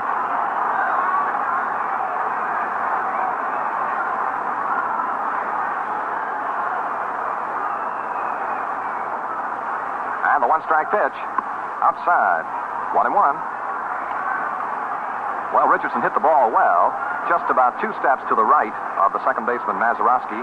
He grabbed the line drive and whipped it back to Stewart at first in time to double Elston Howard. 2 out now. The 1-1 is low and away. Ball 2. 2-1 to Tony Kubek.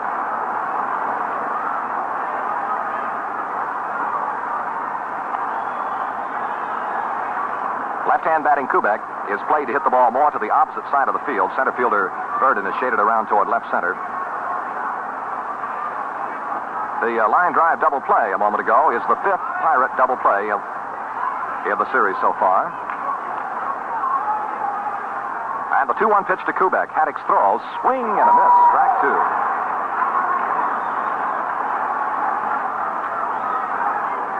2-2.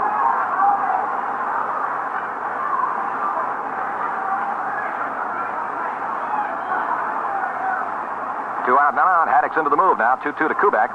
Foul ball comes. Check that. He missed it. Evidently, it's a swing and a miss, and the ball comes right by Burgess all the way to the screen, and down to first base goes Kubek.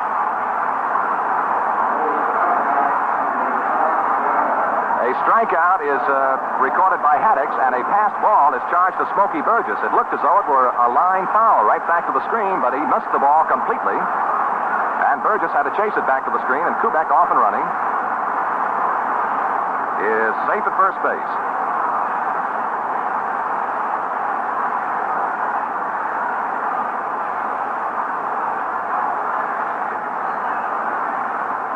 Bill Stafford stepping in now. In the regular season for the Yankees, he batted 22 times, had one base hit.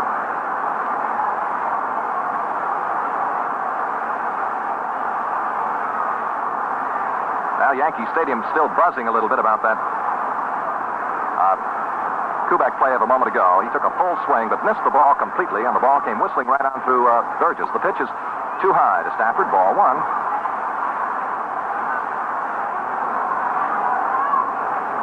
Ball must have just ticked the mitt of Burgess, the top of it, and came skidding right on through to the screen. And Kubek is now at first base. 2 out of the inning, and the 1-0 pitch to Stafford is right down the pipe, and the strike is called. 1-1. 1 ball, 1 strike to Stafford.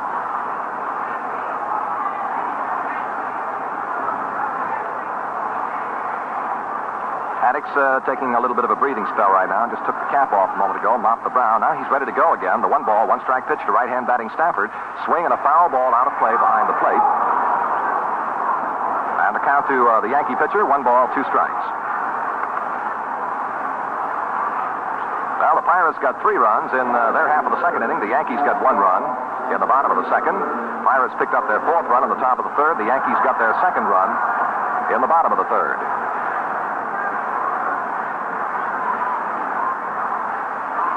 Now the 1 ball, 2 strike pitch to Stafford. Swing and a miss. He struck him out. For the Yankees, no runs, no base hits. 1 Pirate error, 1 man left on. The score at the end of 4, it's the Pirates 4 and the Yankees 2. Well, last night it seemed like most everybody was talking about the series, and especially about Elroy Face or Bill Verdon. And when you stop to think about the series, you know, you naturally think of Gillette. We've been broadcasting these games for 21 years. And this year, you should see the letters, and there are thousands and thousands of them, received by Gillette. The writers go all the way describing the all but unbelievable comfort they get shaving with the Gillette Super Blue Blade. Have you tried it? What if you haven't? Let me tell you, you have something wonderful in store. You just never believed you could get shaved so clean, so refreshing, and so fast. So how about it? Try the Super Blue Blade on Gillette's special money-saving trial offer. While they last, you get a dispenser of Super Blue Blades, a new Gillette Super Speed razor, and a handy travel case for only 89 cents. Or if you have a modern razor, get Super Blue Blades in dispensers of 10 for 69 cents or 15 for $1.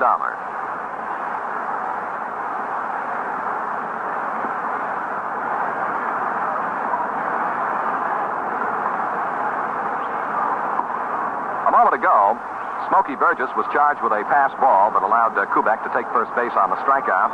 And from the press box came the announcement that that was the 3rd passed ball charged to Burgess in the series, and it is a World Series record. Of course, that's one of those that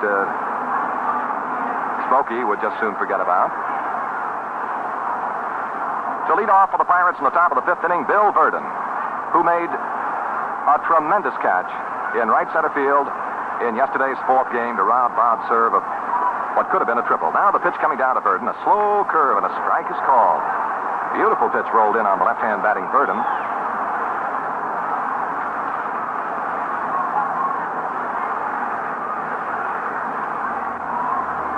Now the 1-strike pitch, another let-up, is swung on and missed. Strike 2. Boy, that thing floated up there like a little old balloon. But, of course, Verdon's timing was completely off. 2 strikes now. Here's Stafford into the move, and the 2-strike pitch. He ripped the fastball, but missed low and outside. 1 ball, 2 strikes.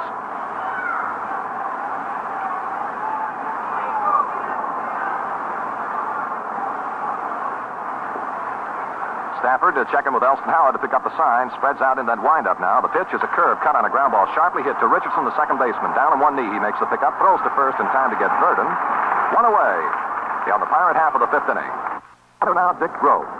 In two previous appearances this afternoon, Grote flied out to left, and then he doubled to left field in the third inning and eventually came on to score the Pirates' fourth run of the game when Clemente singled him home.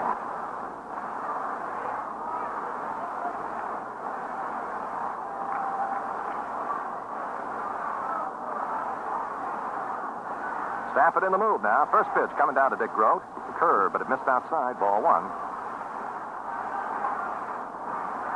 Beautiful, beautiful sunshiny day in Yankee Stadium in New York.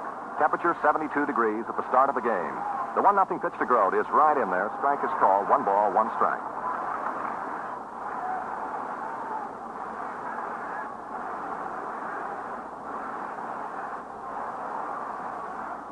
One out, none on. Stafford about ready to work the 1-1 pitch coming down to Dick Grote. Here it is. Ground ball hit toward the shortstop, backing and waiting as Kubek. Take a bad hop, but he grabs anyway. Throws to first in time to get Grote. That ball threatened to hop over the head of Kubek. He backed off about a step and a half to play the ball, and then it suddenly took a kangaroo jump way up in the air. And Tony extended the left arm, snared the ball, and made a quick throw in time to get Grote for the second out of the inning. 2 up, 2 down. Here is Clemente. Bounced out to short in the first inning, single to left to drive in a run in the third. Stafford throws. Look out. This one got away from Stafford and went behind and over the head of Roberto Clemente, and Clemente really had to bail out in a hurry. I mean, he hit the dirt.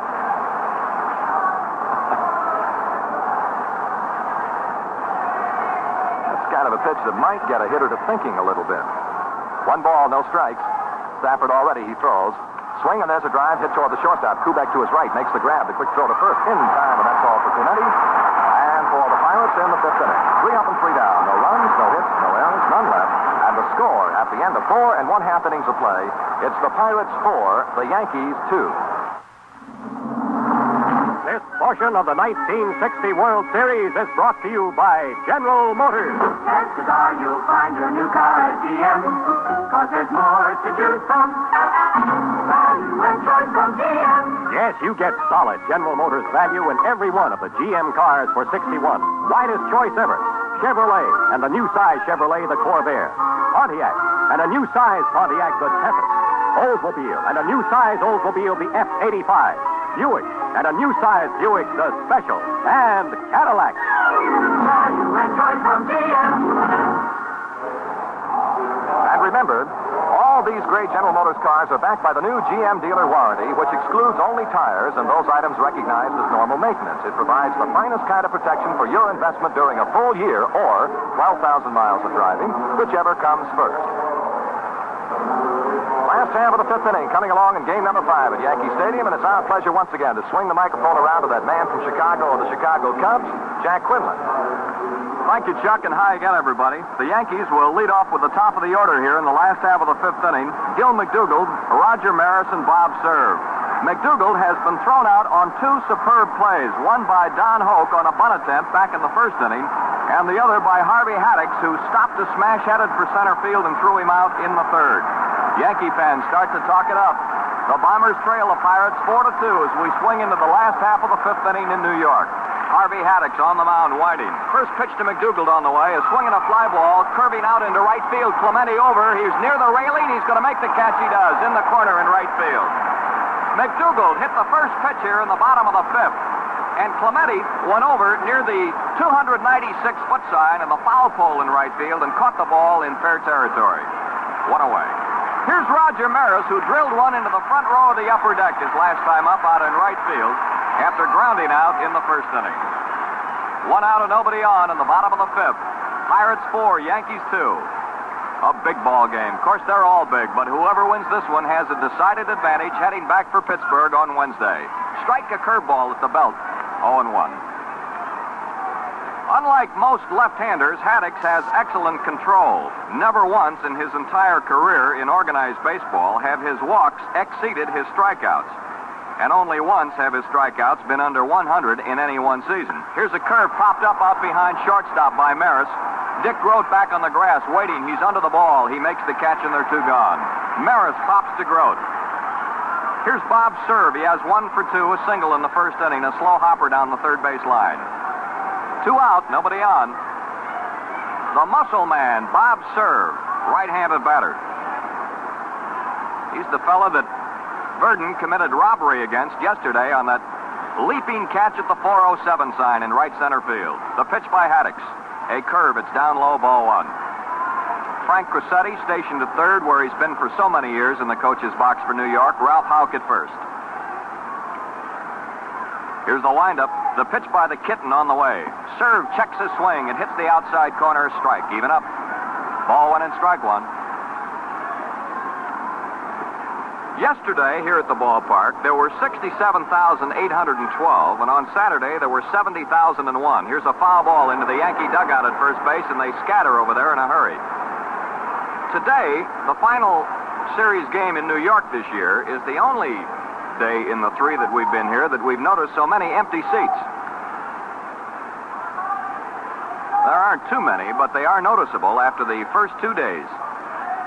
Ball one and strike two on Bob's serve. 2 out in the last of the fifth. The Pirates lead 4-2.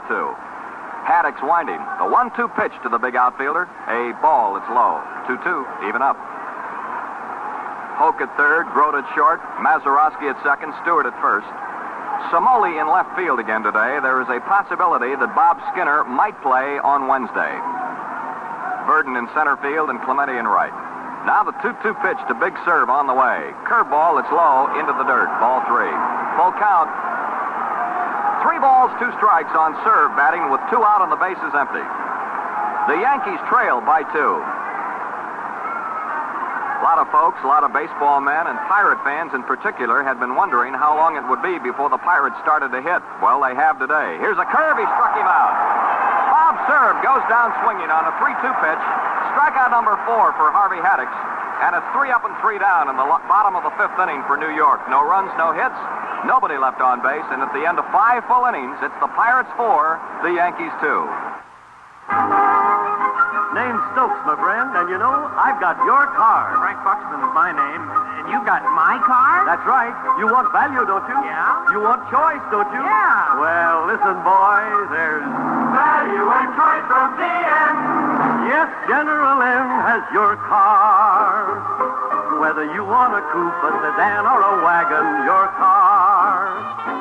Or a jazzy convert for the gal that I'm dragging, my car. If you want to park without a lot of seat sawing, Or a car big enough to fit a mother-in-law in. Chances are you'll find your new car at GM. 'Cause there's more to choose from.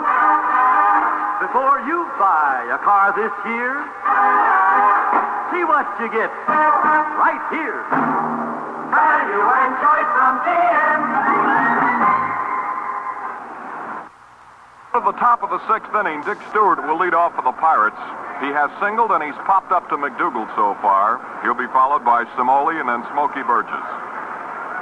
Yes, the Bucks have begun to hit. They have 4 runs, 6 hits so far. For the Yankees, 2 runs and 3 hits. Actually, in the first 4 ball games of this 1960 World Series, it was the Yankees who had been doing the hitting. They had scored 32 runs on 56 hits, an average of 8 runs and 14 hits per game. While the Pirates were averaging 3 runs and 8 hits per game. Stewart swings and hammers one foul on the ground past the third base coach Frank Osiak. It hits the railing and is chased out into left field by the foul line umpire Stan Landis of the National League. 1 strike on Stewart. Leading off the 6th, the Pirates in front 4-2. Haddix has gone the route against Ditmar, Arroyo, and Stafford. And Stafford, by far, has been the most effective of the 3 Yankee pitchers used. Ditmar lasted an inning and a third, allowed 3 runs, 3 hits.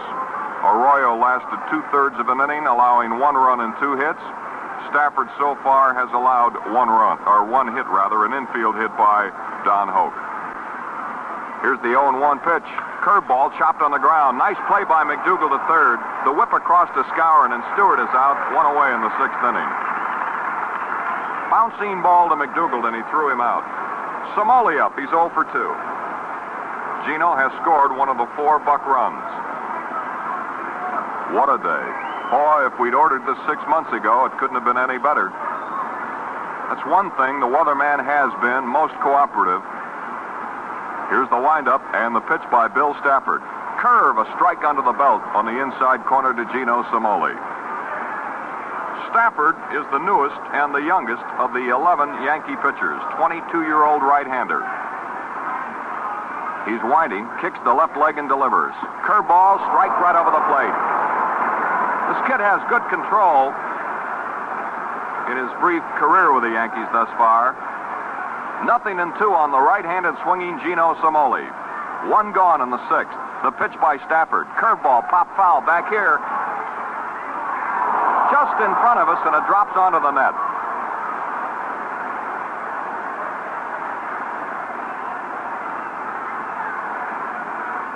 In 60 innings of pitching for the Yankees this year, Stafford walked 18, struck out 35. He won 3, he lost 1.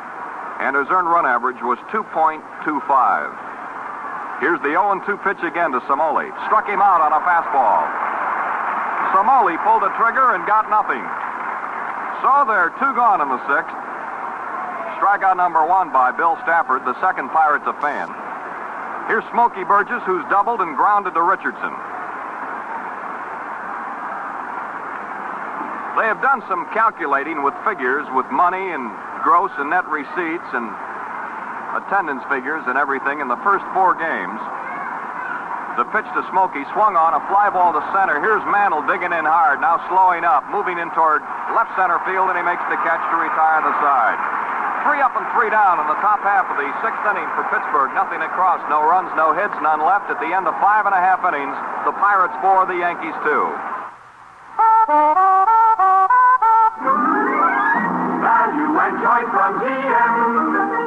For 1961, the completely new full-size Buick with the clean look of action. Trimmer on the outside with clean, unbroken lines, yet roomier and more luxurious on the inside. And you get more go on less gas with Buick's new Wildcat V8 engine. See the new 1961 full-size Buick at your quality Buick dealers. It's at your dealers now. See the new Buick soon. I started to mention the fact that the figures have been played around with a little bit as far as player shares are concerned. Of course, you don't know yet how many shares will be voted for each ball club, but the winner's share will average about $8,500 per man, and the loser's share will be approximately $6,500 per man when the melon finally is sliced up at the end of this 1960 World Series. Mickey Mantle will lead off in the bottom of the 6th inning for New York. He's walked twice, the first time intentionally, and Haddix lost him in the 3rd with a pass. So Mickey leads off the Yankees 6th, and he'll be followed by Bill Skowron and Elston Howard. Mantle batting right-handed against the southpaw slants of little Harvey Haddix. 35-year-old left-hander from South Vienna, Ohio. Weighs just 160 pounds, stands about 5'9". The first pitch is low and inside to Mickey, ball 1. Haddix's best season in the majors was in 1953 when he was a member of the St. Louis Cardinals. He won 20 and lost 9. Here's the pitch to Mantle on the way. Swing at a curveball down around the knees, and he missed it, and it's even. Ball 1 and strike 1. That 20-game season in 1953 is the only year that Haddix was in the 20-game circle. He won 18 the following year. Here's the pitch to Mantle. A ball that's down low. Harvey is continually pitching Mantle very low, trying to make him hit the ball into the dirt or on the ground if he does hit it at all. 2 balls and a strike on Mantle. Mickey hitting .400 in the series. Here's a strike, letter high, breaking ball on the inside corner. Mantle has had 6 for 15, including 3 home runs so far in this World Series, and 7 RBIs. The count on him even up 2-2. The windup, the pitch by Harvey Haddix on the way, struck him out on a curveball. Mickey Mantle went after a curveball and he struck out. 1 gone, and that's 5 strikeouts by Harvey Haddix. It brings up Moose Skowron, who has struck out and flied to right field. 1 away in the bottom of the 6th. The Pirates lead 4-2 over the Yankees in Game 5 of the World Series at Yankee Stadium. Tomorrow, an off day, And Game 6 will be played at Forbes Field in Pittsburgh on Wednesday. It'll be Bob Friend against Stengel's choice, and he hasn't named him yet. It could be Whitey Ford. Skowron takes a curve low and inside. Ball one.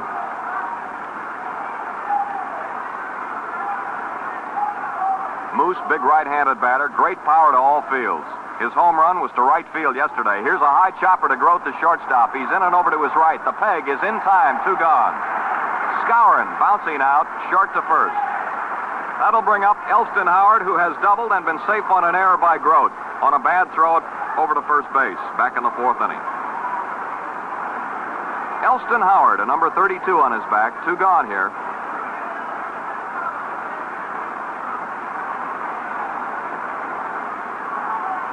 The Yankees have now hit 8 home runs in this World Series. Here's a high pop foul off to the right. It's going to be out of play, including the one by Maris in the 3rd inning today for one of the 2 Yankee runs.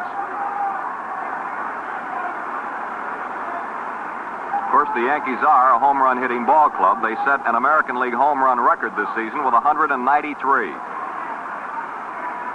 The National League record, Major League record, is 221 home runs in 1 year. The Giants set it when they were in New York, and it was equaled by the Cincinnati Reds. 2 out and nobody on in the bottom of the 6th inning. The Pirates 4, the Yankees 2. 1 strike to count on Yankee catcher Elston Howard. Here's Haddock's winding. Little left-hander throws. A ball high and away. Even up. Stengel's 10th World Series, which is an all-time manager's record. In 10 years out of the 12 that he has managed the Yankees, he's made the annual Fall Classic. Here's the pitch. Swing and a miss by Howard. He went all the way around. The only times that he missed getting into the series were in 1954 when Cleveland got in, and last year when the White Sox squeezed it out.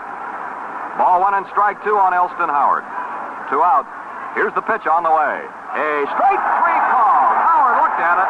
With a bat on the shoulder, he's called out on strikes. 2 strikeouts in the inning, 6 in the ball game for Haddock. 3 up and 3 down again. No runs, no hits, none left, and the kitten seems to be getting a little stronger as the game goes on. At the end of 6 full innings, the Pirates 4, the Yankees 2. Hey, mister, hey. What is it, little girl? What's the name of that car, mister? That's Oldsmobile's great new F-85. Now run along and play. What's great about it, mister, huh? Why, it's the hot new number in the low price field with the new Rocket V8 engine for hot performance plus economy. Please, young lady, will you take your sticky lollipop off that fender? Sure, mister, but that's my car. It handles so easy, makes driving a game. Your car. F-85, what a beautiful name. My car. It's got room for 6 people, the F-85. Plus Raggedy Ann and Teddy can drive. That's the star you'll find your new car at GM. Cause there's more to choose from. Value and choice from GM. Now run along, little girl. You know you can't afford to buy this car. Hey, mister, don't you know little girls have daddies, too? We pause 30 seconds for station identification. Into the 7th inning, and leading off is Pirate third baseman Don Hoke, who's had 1 for 2. Has driven in a run and has scored a run. He swings and he misses a Stafford curveball. The Pirate fans and the National League fans here at Yankee Stadium have had their 7th inning stretch. Top half of the 7th, Pittsburgh at bat, leading New York 4-2. The Bucks have out-hit the Yankees 6-3. There have been 3 errors in the ball game, 2 by Pittsburgh and 1 by the Yankees. Don Hoke, the hitter, with 1 strike to count on him. Stafford into the windup. Tall right-hander delivers a changeup. It's high. A ball and a strike. Serve in left, Mantle in center, Maris in right. McDougal, Kubek, Richardson, and Skowron around the Yankee infield. Elston Howard behind the plate, Stafford on the mound. He's the 3rd New York hurler. Ditmar started it. Here's the pitch. Hoke swings and fouls one back here into the mezzanine section off to our right, and the count rolls to a ball and 2 strikes. He'll be followed by Mazeroski and then Haddock here in the Pirates' 7th inning. Pittsburgh scored 3 runs in the 2nd and 1 in the 3rd. The Yankees got a run in the 2nd and a run in the 3rd. The windup, Stafford's 1 and 2 pitch. Curve, it's low into the dirt right around the plate. And the count is even up now, ball 2 and strike 2. The Pirates won the pennant in the National League, finishing 7 games in front of Milwaukee and 9 games in front of the Cardinals.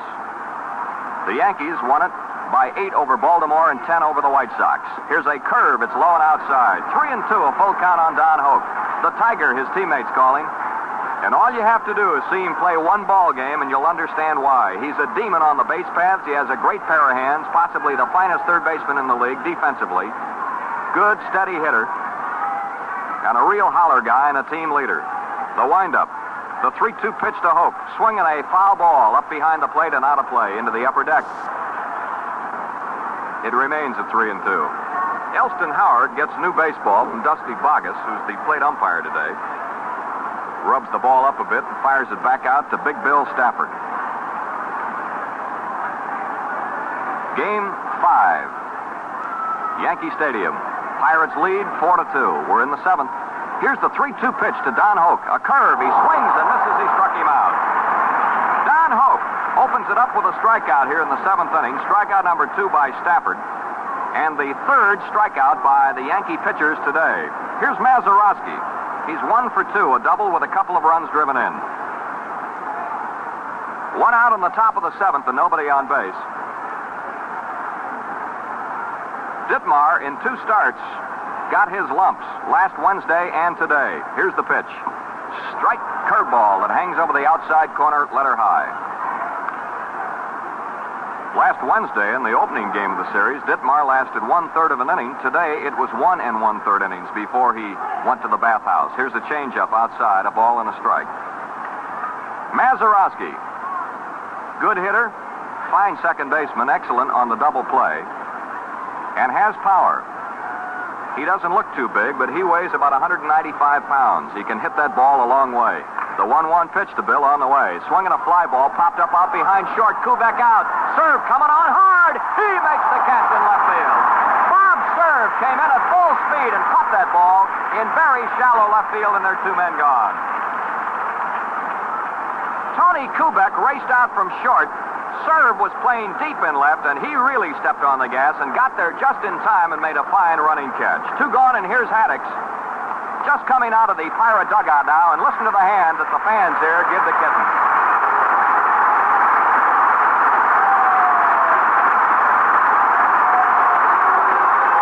While New Yorkers, whether they be Yankee fans or impartial or Pirate fans in this ballpark today, recognize a good pitching job and a fine performance when they see it, and they've just given Haddix a nice hand as he steps into the batter's box. 2 out here in the 7th inning. Pittsburgh leads 4-2.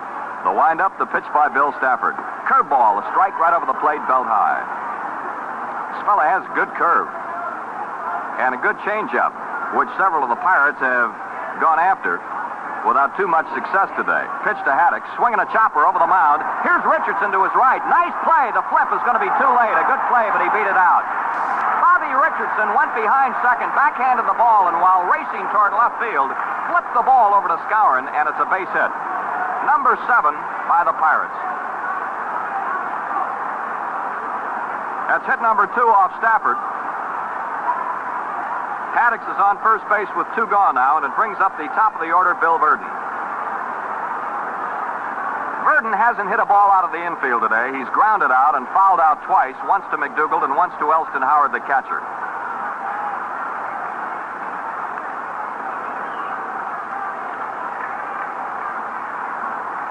Bill Verdon with a chance to help the Pirate cause here. A man on first base, 2 gone in the top of the 7th. Pittsburgh leads 4-2. Verdon takes a slow curveball inside. Ball 1. The shadows have extended halfway across the infield now, covering the mound. The third baseman and the shortstop are the only 2 in the infield in the sunshine. Here's a swing and a pitch down around the knees, and he misses it for a strike. 1-1. Haddix on first base, 2 gone. Chuck mentioned Stafford did a fine job after being brought up. Here's a change of pace. It's high. 2 balls and 1 strike. The Yankees purchased his contract from the Richmond Farm Club. And he gave the Yankee pitching staff a shot in the arm, which it needed at the time he arrived. 2 balls and a strike to count on Verdon with a man on first and 2 gone. Pitch, curve, a swing and a miss by Bill, 2-2.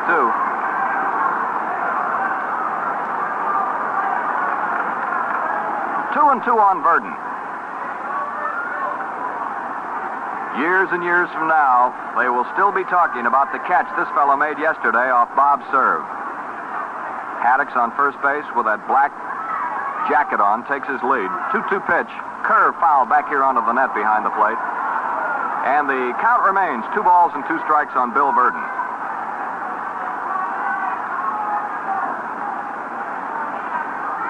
We have not received the official paid attendance yet for this ball game, but the first 4 games of the series drew 211,797.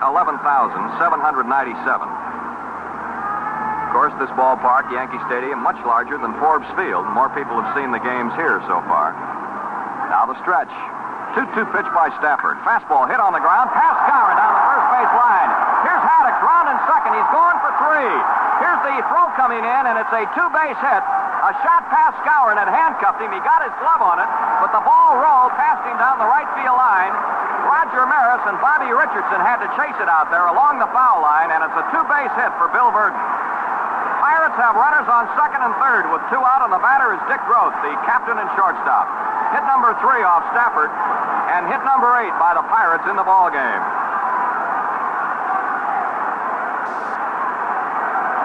Here's Casey Stengel coming out.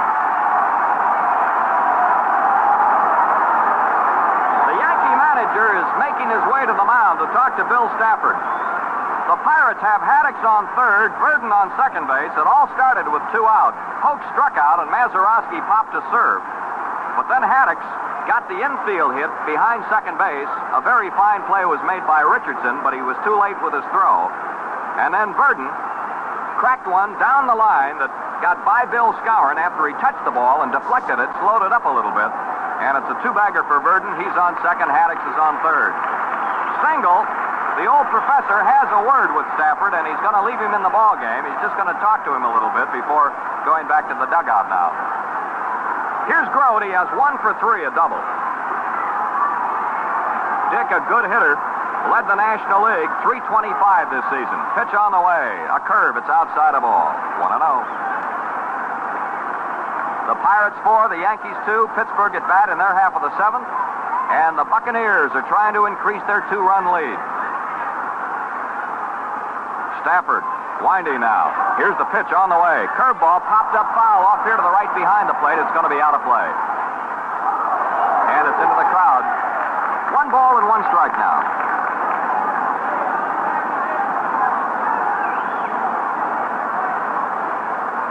One ball and 1 strike.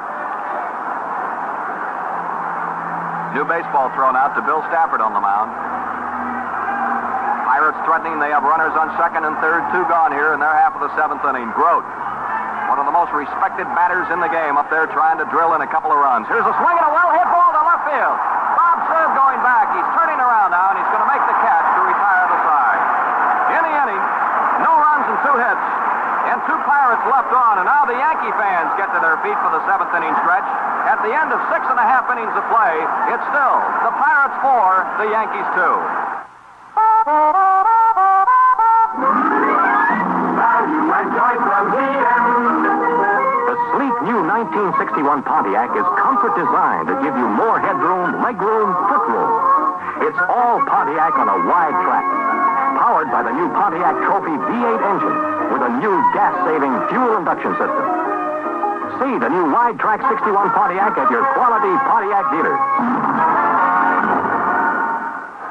Yes, see them now. Your Pontiac dealer will be glad to show them to you.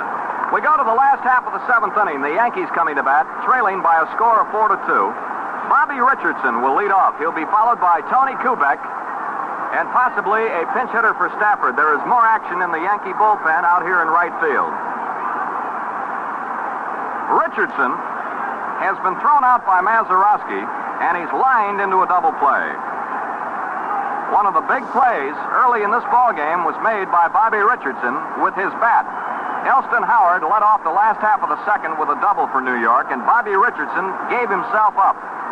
He sacrificed his own time at bat just by hitting a ground ball to the right side of the diamond to get that runner to third from where a fly ball or a hit could drive him in. And the next man, Kubek, hit a ground ball to the first baseman, Stewart, and Howard did score. So it was Richardson who gave himself up by hitting a ground ball to get the runner to third with only one out. Haddock's taking a few warm-up throws here to Smokey Burgess. Richardson all set to step in. There's the peg down to second base. Over to Groth, the shortstop, to Don Hoke at third, and back to the pitcher, Harvey Haddox. The kitten is ready. Takes the glove off, roughs up the baseball, goes down, adjusts the knees of his baseball trousers, looks in to get the sign, and the Yankee fans start to talk it up a little bit in the bottom of the seventh inning. The wind-up, the first pitch to Bobby Richardson. A strike on the outside corner, belt high. It has been Haddox's past history that whenever he gets any kind of a lead, he is a better pitcher than when the ball game is tied. And he has been getting stronger in the last couple of innings here. There's a swing and a shot right at Hoke, the third baseman, a line drive. He's got it, there's one out. Well hit, and Hoke was playing him perfectly. He didn't have time to move. He wouldn't have had time to move. The ball was rammed right back at him, a screaming Mimi. There's one gone. Here's Kubek. Grounded out and struck out. But when he struck out, Smokey Burgess missed the third strike, and Kubek got to first base. One out here in the bottom of the seventh inning. Kubek hits a line drive, a base hit out over second base into center field. Tony Kubek's ninth hit in the World Series. A single to center field, and now the pitcher Stafford is due up. And I believe Hector Lopez is looking for a bat in the Yankee dugout. That is only the fourth hit off of Haddox and the first Yankee hit since back in the third inning. Hector Lopez is going to come out to pinch hit for the pitcher, Bill Stafford. Your attention, please. Ladies and gentlemen, batting for Stafford. Lopez has been at bat 5 times and he has one hit for an average of 200 in the series so far. During the course of the season, Hector hit 284 for the Yankees with 9 homers and 42 runs driven in. Right-handed batter. There's a man on first base with one gone here in the bottom of the seventh inning. The Pirates lead the Yankees 4-2. Another thrilling ball game from New York's Yankee Stadium. A scorcher with Haddox trying to protect the 2-run lead. They play Lopez around to right in the outfield. They give him the left field line and left center. Here's a line drive, a hit to right field. Around second, races Kubek, and now he holds up as Clemente fires the ball back to the diamond. A pinch single by Hector Lopez into right field, and the Bombers have the tying run on with only one out. Runners on first and second with one away here in the bottom of the seventh inning. The batter, Gil McDougall. A conference, third baseman Hoke and shortstop Groder on the hill talking to Harvey Haddox. Well, I mentioned at the start of the inning that when Haddox got a lead, most of the time he was a tougher pitcher. There's only one fellow who actually knows the answer today, and that's Father Time. We'll have to wait for his decision on it. Danny Murtaugh, the Pirate manager, is coming out of the dugout, walking to the mound. There has been activity off and on in the Pittsburgh bullpen in left field during the afternoon. We'll have to wait here to see whether Murtaugh is going to leave Haddox in the ball game with the Pirates in front 4-2, or if he's going to call for someone to come into the Kitten's rescue. He's talking to Haddox, and Murtaugh says, "Bring me the little guy, Elroy Face." He made a gesture, putting his hand out in front of him with the palm down, just above his knees, which would be an indication that Roy Face is going to be called in again. Well, Haddox pitched 6 1/3 innings. He allowed 2 runs. He gave up 5 hits. He struck out 6 and he walked 2. And over the bullpen fence hops the little forkballer, Elroy Face, who was brilliant out here yesterday in relief of Vernon Law, saving the game for Law, as he did on opening day last Wednesday at Forbes Field. Haddox, in his first World Series game of his life, pitched his heart out, 6 1/3 innings, and when he leaves the mound in a few minutes, you'll hear an ovation. And Elroy Face gets a hand as his name is announced because he is one of the outstanding relief pitchers and has demonstrated it here in this World Series.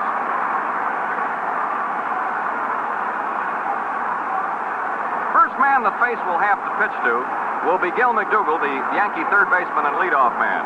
The Yankees have Kubek on second, Hector Lopez on first, and there's only one man out. Face taking that long walk in from the bullpen in left field. He has just reached the shortstop position. He has a word with Dick Grote, tosses his jacket to the Pirate bat boy, and he's going to carry it into the dugout. Elroy has been out there throwing off and on. The attendance today at Yankee Stadium for game number 5 of the World Series is 62,753 paid. Here's Haddix leaving the mound.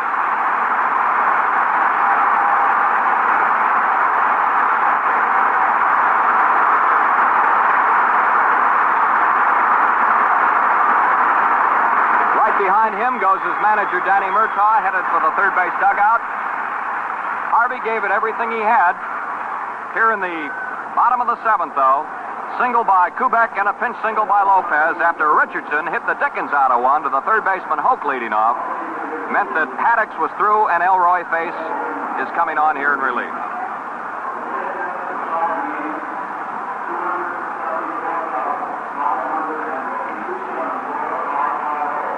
Elroy Face has been in 2 ball games. He saved Vernon Law's first victory last Wednesday in Game 1, and he saved Vernon Law's second victory yesterday in Game 4. Yesterday, Face came on in the same inning, the 7th, and he retired 8 straight Yankees to end the ball game and save it for the Pirates by a score of 3-2. This ball game is 4-2 Pittsburgh. McDougall is up. Yankee runners on first and second with only one man out. Face, little fella, right-hander looks in to get the side. Here's the stretch by Elroy. The runners lead away. The pitch to McDougall down the way. A slider, it's outside for a ball. The fork ball is the best pitch that Elroy Face has in his collection, and he'll use it 70 to 80% of the time. He also has a good slider, and he can pop in that fastball with a lot of success. Here's a foul up the net, right in front of us, and it's rolling back down. 1-1. Kubek at second, Lopez at first, one out. The ball game in the bottom of the 7th, the Yankees trailing 4-2, trying to come from behind, trying to make it a lucky 7th here at Yankee Stadium, their own backyard. Face getting the sign, taking his time. Now he's all set into the stretch again. The glance back at Kubek, pitch to McDougall, a ball, a curve, it's high. 2-1 the count on Gil, with Roger Maris on deck. Kubek, who singled with one out, got his first hit of the ball game. He had hit safely in his first time at bat in each of the 4 previous games. Here's a ground ball to Grote. Might get 2. Throws to second out. Relay to first. Not in time. The throw pulled Stewart off the base. The middleman is out. Hector Lopez is forced at second base from Grote to Mazeroski. On the play, Kubek takes third. McDougall is safe with a fielder's choice on first. So now the Yankees have runners on first and third with 2 gone. Almost a double play, but Mazeroski's throw to Stewart to try to complete the DP was down the home plate side from first base, and it pulled Stewart off the bag. Kubek on third, McDougall on first, and 2 gone. Here's Roger Maris. He's grounded out, popped up, and hit a home run into the upper deck in right field. The tying run on first base, 2 gone in the bottom of the 7th inning. Pittsburgh 4, the Yankees 2. Maris hammers one foul down the first base side and hits the railing, and then ricochets into short right field. Roger really got around on that baby and pulled it foul down the first base line. Elroy Face trying to save this ball game for Harvey Haddix. The 2 Pirate pitchers working in the game today are 2 of the smallest in baseball. Haddix followed by Face. New York runners at first and third, 2 out. The last half of the 7th inning. Face into the stretch, hands down. 0-1 to Maris. A swing and a high foul ball off to the left. It's going to be out of play into the seats. And the count goes to 2 strikes on Roger. Bob Serve in the on-deck circle down here to the right. Clemente very deep in right field in front of that 344 sign, just a couple of feet in from the warning track. Burden deep shaded in toward right center field, and Samoli pretty well out in left center. 2 strikes on Roger Maris. 2 singles in the inning. Yankee runners at first and third, 2 gone. The pitch inside at the belt. 1-2 the count on Maris. The American League RBI champion this year with 112. Finished second in home runs to teammate Mickey Mantle. Roger ended up with 39, 1 less than Mickey. Here's the pitch. Struck him out on a forkball. He got him, and it retires the side. Roger Maris goes down swinging, and again, Elroy Face came to the rescue. In the 7th for New York, no runs, 2 hits. 2 Yankees left on, and after 7 innings, it's the Pirates 4, the Yankees 2. You get more value, more choice when your car's from General M. General M? Is he with Grant or Lee? Step into the showroom, Dad. I'm talking about General Motors and the new 61 Chevy Corvair. It gives you more. More space for your luggage, more space for you. More get up and go. Economical, too. It's a car for people with young ideas. Good. Corvair is my car. This engine, in fact, gives the Corvair its hustle, your car. Now isn't that cute, like a gal with a bustle? My car. With more space and spunk, steers light as a thistle. From hood up to trunk, Corvair makes the girls whistle. Chances are you'll find your new car at GM, 'cause there's more to choose from. Value and choice from GM. Well, Dad, how do you feel now? Better put me in this Chevy Corvair fast, son, before I'm too young to have a driver's license. We go to the 8th inning of the ball game with the Pirates coming to bat. They're going to face another Yankee pitcher. He's strolling in from the right field bullpen. And it's flame-throwing Ryan Duran. Well, Billy Stafford worked 5 innings today. He did not allow a run. He gave up 3 hits and struck out 2 bucks. And pitcher number 4 for New York, Ryan Duran, has just reached the infield. Your attention, please. Ladies and gentlemen, coming into pitch for the Yankees, number 26, Ryan Duran. Duran, during the season, was in 42 ball games, 41 as a reliever in a start late in the season, the last few days. He won 3, lost 4. He was the only Yankee pitcher this year to have below a 500 record. 3 wins, 4 defeats. Duran's earned run average, 4.78. First pitch, warm-up pitch to Elston Howard, gets completely away from him and rolls to the screen, which is a typical Duran maneuver.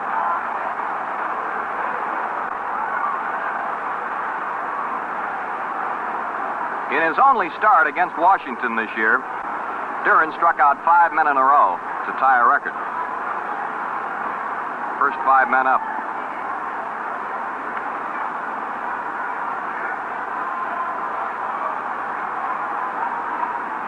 Ryan was in 1 other game in the series, pitched a total of 2 innings, did not allow a run nor a hit, struck out a man, walked a man. First man to face him, Pirate right fielder Roberto Clemente. As we go to the 8th inning, the Bucks out in front of the Yankees 4-2 in this, the 5th game of the 1960 World Series from Yankee Stadium. Jack Quinlan and Chuck Thompson, hoping you fans are enjoying it. This has really been a show here in New York. The final phase of the New York part of the World Series, this ball game here today. Tomorrow's open. Wednesday, the war resumes at Forbes Field with Bob Friend going against possibly and probably Whitey Ford. Duran is a native of Wisconsin. Makes his home now down at San Antonio, Texas. 6'1 1/2", weighs 195 pounds. Here's Clemente. Grounded out twice to Kubek and singled his other time up, driving in a run in the 3rd. The Pirates 4 runs, 8 hits, 2 errors. The Yankees 2 runs, 5 hits, 1 error. 8th inning just starting. Duran. Fastball pitcher looks in, has the sign from Howard. The windup by Ryan. Here's the opening pitch to Clemente. It's a ball backhanded outside by Elston Howard. Nobody takes a toe hold against Duran. They're up there ready to run. Or to sit down or to fly out of there in a hurry. Ditmar started, then Arroyo in the second, Stafford in the third, and Duran here in the top of the eighth. The windup and the pitch to the Pirate right fielder. A swing and a miss by Clemente. A ball and a strike. Serve in left, Mantle in center, and Mickey is shaded way into right center. They're giving Clemente all of left center field. Maris in right. Duran bends at the waist, looking in to get the sign from his target, Elston Howard. 1-1 pitch on the way. Here's a strike two call right down the pipe. It's a ball and 2 strikes. Oh, we have had nothing but blue sky and sunshine all afternoon. Duran scraping at the rubber out there, the dirt, getting it set just the way he wants it. Clemente leading off in the eighth will be followed by Stewart and Somoli. Pirates 4, Yankees 2, top of the eighth. The windup, the 1-2 pitch to Clemente, struck him out, fastball. Swung and missed. Strikeout number 1 by Duran, number 4 by Yankee pitching. Here's Stewart. Dick singled in the second, popped up in the third, and rolled out in the sixth.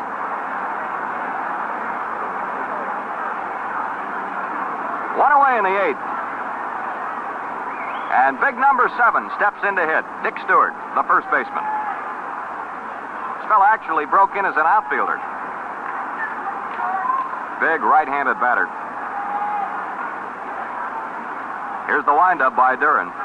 The Yankee right-hander fires a fastball, and Stewart pulls the trigger, swinging and missing. Strike 1. Even in bright sunshine, it is not easy to see that blazing fastball of Duran's, and in the shadows now, it's especially tough. I think Clemente will agree with that.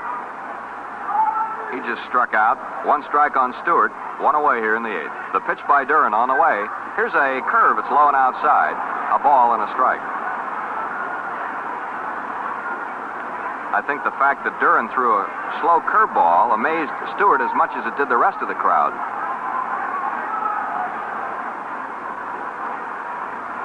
1-1 on Dick with 1 gone in the eighth. Pirates out in front, 4-2. And whoever wins this baby takes the go-ahead game. Here's a swing and a very high fly ball hit out into left field. Bob's serve coming in. Boy, this ball's up there. He's getting under it, and he makes the catch for the second out. That ball was hit a mile in the air, but to shallow left field and caught by serve. It brings up the left fielder, Gino Somoli. He's 0 for 3, but he has scored a run. Safe on a fielder's choice back in the second inning and scored. And then he flied out and struck out. 2 out and nobody on. Top half of the eighth. Nobody has scored since the third inning. It's been a great battle all the way. Here's a swing at an inside fastball. And went all the way around and missed it for strike 1. The folks in the box seats along third base all the way out to the bleachers are still in the sunshine, those people downstairs, and also a lot of them in the upper deck, down the third base and left field lines. 2 out, nobody on. We're in the eighth inning of the ball game. Ryan Duran winding. The spectacled right-hander fires a fastball, a strike call to Somoli, belt high. Blazing speed, real mustard. 0-2 the count on Somoli. Burgess on deck, hoping to get up in this inning.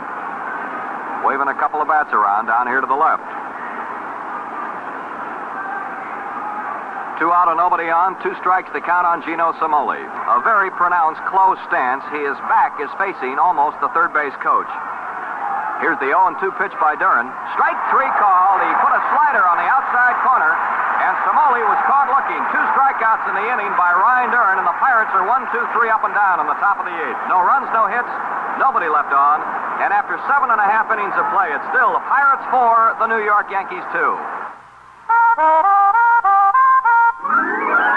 Value and choice from GM. There's nothing like a new car. And this year, GM gives you more value, more cars to choose from, more new models that set a new standard of reliability. General Motors reliability. Chances are you'll find your new car at GM, 'cause there's more to choose from. Value and choice from GM. Today's the day to see your GM quality dealer. Here's something every motorist should know. Exclusive GM Guardian maintenance, which means factory-trained mechanics giving educated service with factory-approved parts and the most modern equipment. Take your car or truck to your GM dealer for Guardian maintenance. We pause 30 seconds now for station identification. The bottom of the 8th inning. Here's Bob Serve leading off against Elroy Face, and he takes a breaking ball low and outside. Rocky Nelson is now playing first base for the Pirates, replacing Dick Stewart. Nelson, considered a better glove man, in there for defensive reasons. Serve swings and misses a pitch at the knees. 1-1 on Bob. He has singled, grounded out, and struck out. Face came on in the bottom of the 7th and put down a Yankee uprising. Forkball, it's high, 2-1. That forkball breaks down. Very tough to hit, and when you do hit it, 9 times out of 10, it'll be banged right into the dirt. Here's the 2-1 pitch. Swinging a very high fly ball to center field. Bill Verdon getting back under the ball, waiting, goggles down, and he makes the catch, one away. Serve hit a ball to straightaway center field, and Bill Verdon grabbed it for the first out. It brings up Mickey Mantle. Has struck out, walked twice. He's batting left-handed for the first time today. 1 out and nobody on in the bottom of the 8th. The Yankees trail the Pirates 4-2. A remarkable comeback yesterday by the Bucks, and a fine performance they put on here today against the American League champs. The pitch is down low to Mantle, ball 1. 1 out. Bill Skowron on deck. Boy, there's not a weak stick in that Yankee attack. Here's the pitch. A ball low and inside. Maris, Serve, Mantle, Skowron, Howard, McDougal, Kubek, and even Bobby Richardson proved that anybody in that Yankee lineup is capable of riding the ball right out of the park. Here's a forkball. It's high, 3-0 on Mantle. Don Hoke, the Pirate third baseman, calls time. He moves halfway into the mound, barks something to Roy Face, and then walks backward to his position at third. He's playing in on the bend of the grass, shallow at third base, well off the foul line. 3-0 on Mickey Mantle with 1 out. Pitch by Face. Ball 4, he walked him, and that brings up the tying run. That's the first walk issued by Face and the third walk given to the Yankees in the ball game. Mantle, a real speedball at first base with 1 out, and here's Bill Skowron, who has struck out, flat out, and rolled to shortstop. The Pirates 4, the Yankees 2 in the bottom of the 8th. Yankee fans hunching forward now on the edges of their chairs, hoping that the Moose can get a hold of one and pound it. Roy Face looking very calm and cool and collected out there in the hill. Little Elroy. Fireman Deluxe. Here's the pitch. Swing and a miss by Skowron. He went all the way around. Skowron has terrific power. He can pull and he can bang that ball to right field, as he proved yesterday with a home run in the right field seats. Mantle leads at first base. Pitch to Skowron in the dirt, blocked by Burgess nicely. A ball and a strike on Big Bill Skowron. Elston Howard on deck. The Bucks have Hoke at third, Grote at short, Mazeroski at second, Rocky Nelson playing first in place of Dick Stewart. Mantle takes his lead. 1-1 pitch, a swing and a line drive, curving foul into the box seats in left field. Bill Skowron got around on one, and he pulled it down the left field line foul, and the count goes to a ball and 2 strikes on the Yankee first baseman. Mantle had rounded second. He goes back to first. That Skowron will scare the daylights out of any pitcher, and he did many times this year, the only Yankee to hit above 300, 309. Moose hit 26 homers and drove in 91 runs during the year. He's the tying run at the plate right now. 1 ball, 2 strikes to count. Face stretches and throws. A swing and a pop-up out behind third. Here's Grote, the shortstop, going out. He's in fair territory. Behind third, and he makes the catch, 2 gone. Skowron pops to Grote, the shortstop, who caught it down the left field line fair by some 4 or 5 feet. And there are 2 men gone. Elston Howard is being called back. We're going to get a pinch batter, and it might be Berra. Or it might be Long.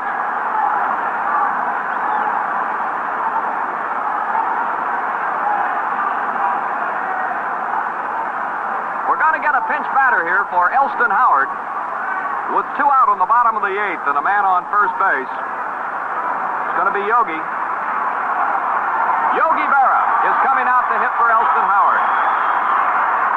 Berra has 3 hits in 13 times up. He's driven in a couple of runs. That's a batting average of 231 in the World Series. Batting for Howard, number 8. Howard had one of the 5 Yankee hits today, a double, and scored their first run. Berra, a real powerhouse, a number 8, steps into the batter's box. Left-handed swinger facing right-hander Elroy Face. Mantle on first base, 2 gone in the bottom of the 8th. The Pirates lead 4-2. Berra taps 1 foul over here to the Yankee dugout. It goes over the top of the dugout and up into the box seats. 1 strike on Yogi Berra. Everybody deep. Mazeroski back some 3-4 steps on the grass at second base deep. Clemente very deep in right. Burden deep in right center field. Samoli pretty well out there in left. Mantle walked with 1 out, stayed there a scour and popped up. Now the pitch to Berra. Yogi swings and hammers 1 foul back on the screen. Strike 2. Yogi hitting for Elston Howard. Considered by a lot of pitchers as the most dangerous hitter in the game, Yogi Berra. Especially in a clutch situation when the blue chips are on the table. And of course they are in every one of these games. It means gold and glory to everybody who's on the diamond. 2 strikes, no balls to count on Berra. Mantle on first, they're 2 gone in the Yankee 8th. The Pirates lead 4-2. Face out there in relief of Haddix. Looking in, getting a sign from Burgess behind the plate. Now the stretch by Elroy. Nothing in 2 to Yogi. Fires 1 high and outside, and Burgess has to leap at it to stop it. And it's a ball and 2 strikes.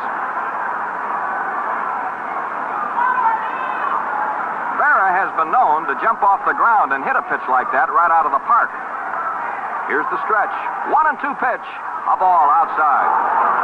Yogi is a notorious bad ball hitter, which means that a lot of times he will swing at pitches that are nowhere near the strike zone and crank them out of the ballpark. 2 balls and 2 strikes on Berra. Teammate Mantle on first, 2 gone in the 8th. Hoke guarding the line at third. Big hole at short between Hoke and Grote. Hoke will give him a single on the left side of the diamond, but he won't give him 2 bases. Here's a foul ball back up on the net, and the count remains even up at 2 balls and 2 strikes. Berra represents the tying run up there at the plate. Yogi having a little chat with Dusty Boggess, the plate umpire. Now Berra taps the plate with the end of that stick. Face looks out toward center field. That flag out there at the top of the pole is just hanging. There is no breeze whatsoever now in Yankee Stadium. 2 balls and 2 strikes on Berra. Mantle on first takes his lead. They're 2 gone. The stretch. Here's the pitch. A ball that's high and outside. Bobby Richardson is on deck. Full count on the Yogi man. 3-2 on Berra. And on the next pitch, Mantle will be off and running for second. Well, Elroy's going to have to put everything he has on this pitch and get it in there, and Yogi will be waiting. Mantle takes his lead. He'll be gone on the 3-2 pitch. The stretch. There goes Mickey. The pitch is swung on. A ground ball to Mazeroski. He has it. Here's the throw to Rocky Nelson and Berra, and the Yankees are retired in their half of the 8th inning. No runs, no hits. 1 man left on base. And after 8 full innings of play in Game 5 at Yankee Stadium, it's still the Pittsburgh Pirates 4, the New York Yankees 2. Attention, the Commander-in-Chief wants a car. Yes, sir, General. You realize, of course, it must be the best there is, and I am speaking globally. Yes, sir, and I've got it. Cadillac for 1961. A new inspiration for the motoring world, and I'm speaking globally. Cadillac, a car of timeless beauty, uncompromising luxury, and truly matchless performance.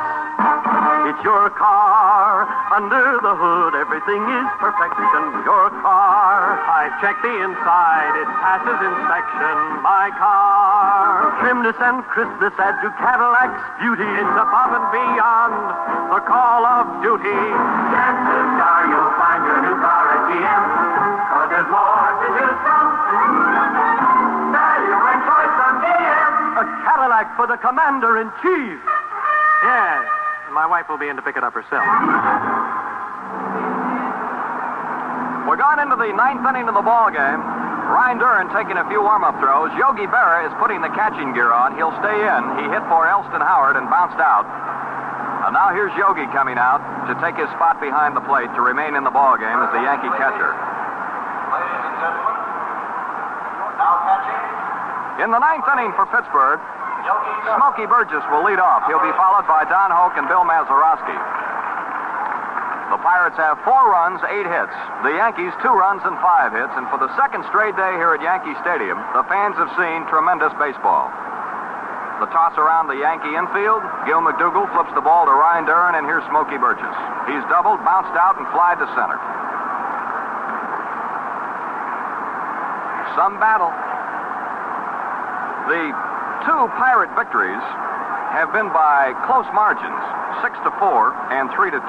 The 2 Yankee wins have been completely lopsided, 16-3 and 10-0. This ball game, 4-2 Bucks as we swing into the top of the ninth. Ryan Duran has the sign from Yogi. He's into the windup, and the pitch to Smokey Burgess, a ball high and outside. Smokey hit .294 during the season with 7 home runs. Number 6 on his back. The Pirates wear vest-type shirts. Those were introduced many, many years ago by the Chicago Cubs. Here's the pitch. A strike fastball right down the middle. The Cincinnati Reds in the National League also wear the same type uniforms that the Pirates do. Sleeveless shirts. They have sweatshirts on, and then they put the vest-type uniform on over it. 1-1 the count on Burgess, leading off the top of the ninth. Pirates 4, Yankees 2. Big Duran winding now. Here's the pitch by Ryan. A swing and a miss by Burgess. He went all the way around. The lights have been turned on now. When this ninth inning got started, they turned on the juice. Although we still have plenty of sunshine in left field and in center field, and around short and third. Well, I think we better take the weatherman back to Pittsburgh with us. He's cooperated so beautifully here in New York. Here's the pitch to Burgess. A line drive, a hit to left field. Here's Bob Servover going to pick the ball up. Burgess rounding first. He's going to try. Serve boots the ball. Here's the peg. It's going to be high, and he's in standing up. That may be a hit and an error on Serve. He had trouble picking the ball up. It's a hit and an error on the left fielder, Bob Serve, and now we're going to get a pinch runner for Burgess. Smokey's second hit number 1 off Duran, and hit number 9 by the Pirates. And an error on Bob Serve enabled Smokey to go to second base. Now Joe Christopher, a utility outfielder, and a fellow who can really pick him up and lay him down, is the pinch runner at second base, running for Smokey Burgess. That means in the bottom of the ninth, the Pirates will use a new catcher, either Bob Oldis or Hal Smith. Ladies and gentlemen, running for Burgess, number 23. Well, Smokey broke out of his batting slump in pretty good shape today with a single and a double, 2 for 4. Christopher's at second base with nobody out in the ninth as the Pirates try to get another run or two. Don Hoke up, safe on an error, has an infield hit, and the last time up he struck out. Fastball almost hit him. Here's the runner going to third. The ball gets away from Berra. The throw is too late. He's in there. That pitch got away from Yogi Berra, and Christopher headed for third, and he made it. A wild pitch is charged to Ryan Duran. So, the Pirates have a runner on third, even though the man who started it got only a legitimate single. He got to second on an error by Serve, and he goes to third on a wild pitch by Duran. The Yankee infield is playing in tight now. A hit or a long fly ball will score the run from third. There's nobody out. Christopher running for Burgess is on third. 1-0 on Hoke, the windup. Pitch by Duran on the way. A swing and a foul by Don back here to the screen. 1-1. A ball and a strike.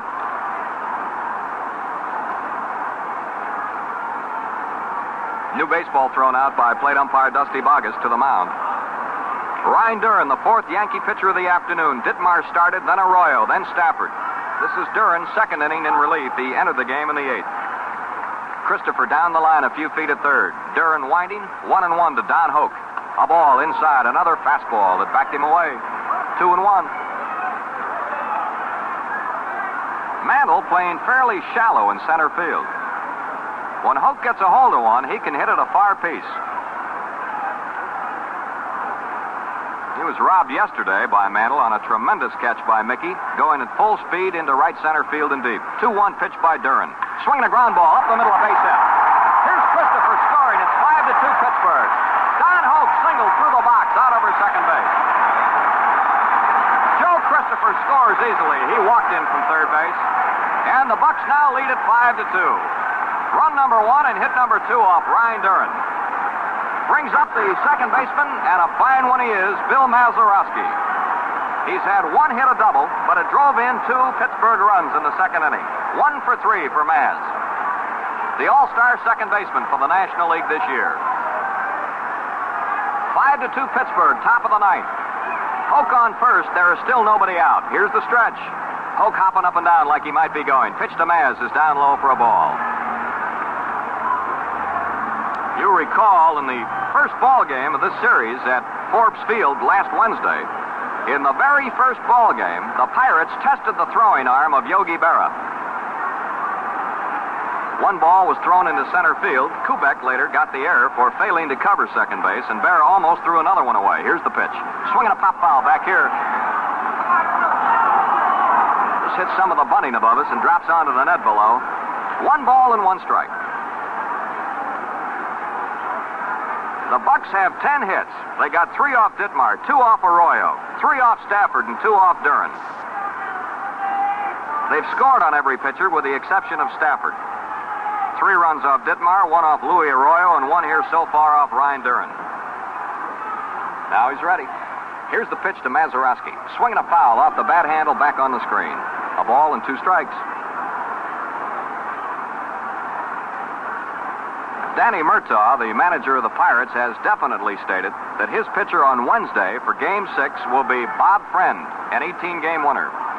Stengel says he's going to sleep on it for a night or 2 before he makes up his mind and makes an announcement. It could be Turley, it could be Ford. The Pirates 5, the Yankees 2 in the top of the ninth at Yankee Stadium. Hoke on first, a run is in, there's nobody out. Now the 1-2 pitch to Mazeroski. Curve, he swings and he fouls that ball off of the chest protector of the plate umpire, I believe, Dusty Boggess. Rolled on the ground off here to the right. Ball 1 and strike 2 on Bill Mazeroski. Roy Face, the pitcher, will hit next. This is the go-ahead game. Whoever can win it will have a decided advantage. Moving back to Forbes Field for game number 6 on Wednesday. Duran into the overhead stretch. Pitch to Mazeroski. A ball, it's down low. 2-2. Yogi Berra doing the catching. He hit for Howard and stayed in the game here in the top half of the ninth. Looking ahead into the bottom of this inning, the Yankees will send up the bottom of the order. Richardson, Kubek, and a pinch hitter for the pitcher. Here's the stretch. And now he backs off the rubber as Hoke was upsetting him a little bit by hopping up and down over here at first base, taking a very big lead. Duran has the sign. Stretching again. Watch Hoke. 2-2 pitch to Maz on the way. Struck him out. A swing and a foul ball that was hung onto by Yogi Berra. Foul tip. So there's strikeout number 3 by Duran, and the 6th strikeout against the Pirates. Here's Face coming out.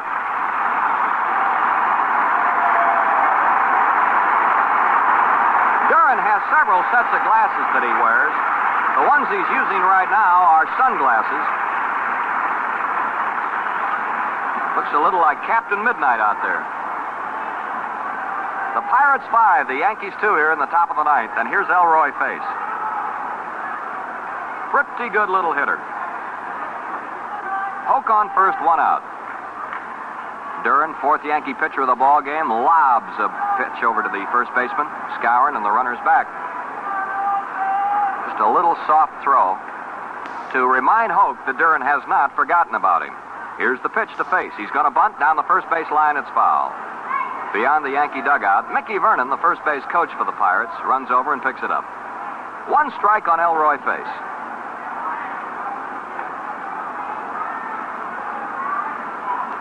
This crowd today, the smallest in the 3 games at Yankee Stadium, 62,753. Yogi Berra flashing the side. This is Yogi's 66th World Series game. That is an all-time record. Duran into the stretch. Here's the pitch to face. Ooh, he bunts foul again. That ball came close to hitting him in the hands, wrapped around the bat handle. A fastball came in on him, and he jumped out of the way, and the ball was bunted foul to the right. 2 strikes.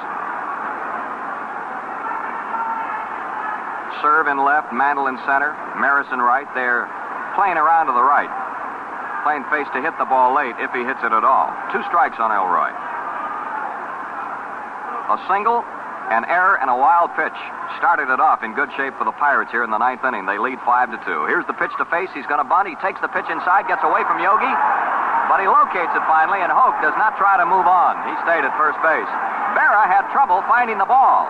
It was right between his feet all the time, to the left and behind home plate. He tore the mask off and searched around for it, but he finally spotted it, and Hoke was playing it safe, remaining on first base. Elroy Face, batting right-handed here, number 26. Trying to get a hold of one. Or trying to lay down a bunt. Let's see what the case is. Here's the stretch. McDougal charging, looking for the bunt. He's going to bunt, and he does foul, and he strikes out. And I believe that Dusty Bogus might have been hit by that foul ball. Trying to bunt with 2 strikes on him. Face bunted it foul behind the plate, and it's a strikeout, number 4 for Duran, and number 7 against the Pirates this afternoon. So they're 2 out now with a man on first base and a run in. Pittsburgh out in front 5-2. Brings up the top of the order, Bill Burden. 1 hit for Bill, a double. He's been up 4 times.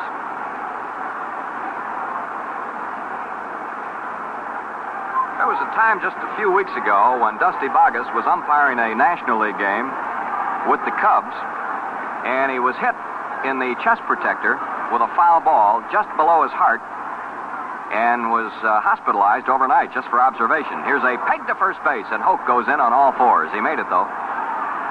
That time, Duran was not fooling. He fired that ball to Skowron. Hoke on first, 2 gone. 9th inning of the ball game. The Pirates lead 5-2 over the Yankees. Duran into the stretch. Another peg to first base. Ooh, he whistled that ball over to Skowron. And again, Hoke went in on his knees. Duran knows that Hoke can run. He's keeping an eye on him. Hoke takes his lead. Skowron playing right on the bag. Here's the stretch. Now, Duran backs off the rubber. Hoke has him upset a little bit by hopping up and down. Duran tugs at the bill of his cap, looks in again, getting the sign from Berra. Now he's stretching. The crowd yelling for Hoke to go.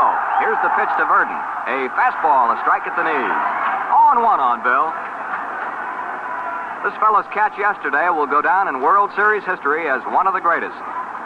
There have been many in World Series play, many fine catches. Probably some have equaled Verdon's, but I doubt if any has exceeded it in spectacular movement that he made yesterday. Hoke on first base, 2 gone. Hoke taking a pretty good lead, and he's got Duran shook up somewhat. Here's the stretch by Reinhold. Pitch on the way. Swinging a chop to the mound. He's going to get it on 2 hops.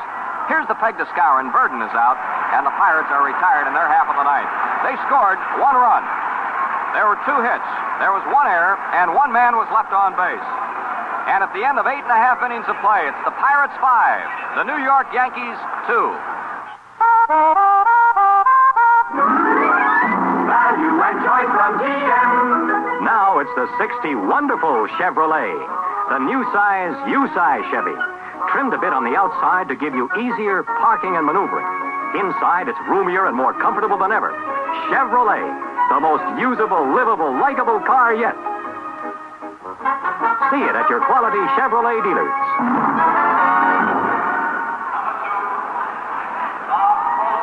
Your Chevrolet dealer offers 30 new models. See them today.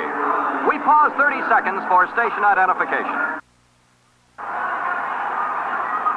We go to the last half of the 9th inning. Bobby Richardson leads off. Bob Oldis is the new Pirate catcher. First pitch is a ball. It's high and inside to Richardson. Oldis catches just about everything one-handed. He's replacing Burgess, who was taken out for a pinch runner. Face fires a strike forkball. 1-1 on little Bobby Richardson, who on Saturday here at New York hit one of the most dramatic blows that he'll ever hit, a grand slam home run off Clem Labine. Face winding. 1-1 pitch to Richardson. A swing and a high pop foul curving back out of play down the left field line. It's going to be in the lower seats. 1 ball, 2 strikes. A new baseball tossed out to Roy Face. Haddix worked 6 1/3 innings, allowing 2 runs, 5 hits. Struck out 6 and walked 2. Face, so far, has struck out 1 and walked 1. Has not allowed a hit. Elroy checks the scoreboard, glancing over his left shoulder out there in deep right center. Here's the pitch. Swinging a ground ball to Grote. Should get him. Up with it. Peg across to Rocky Nelson in time. 1 out in the bottom of the ninth. Richardson tapping out, short to first. Tony Kubek, the Yankee shortstop, is up with 1 away in the bottom of the ninth. Pittsburgh leads 5-2.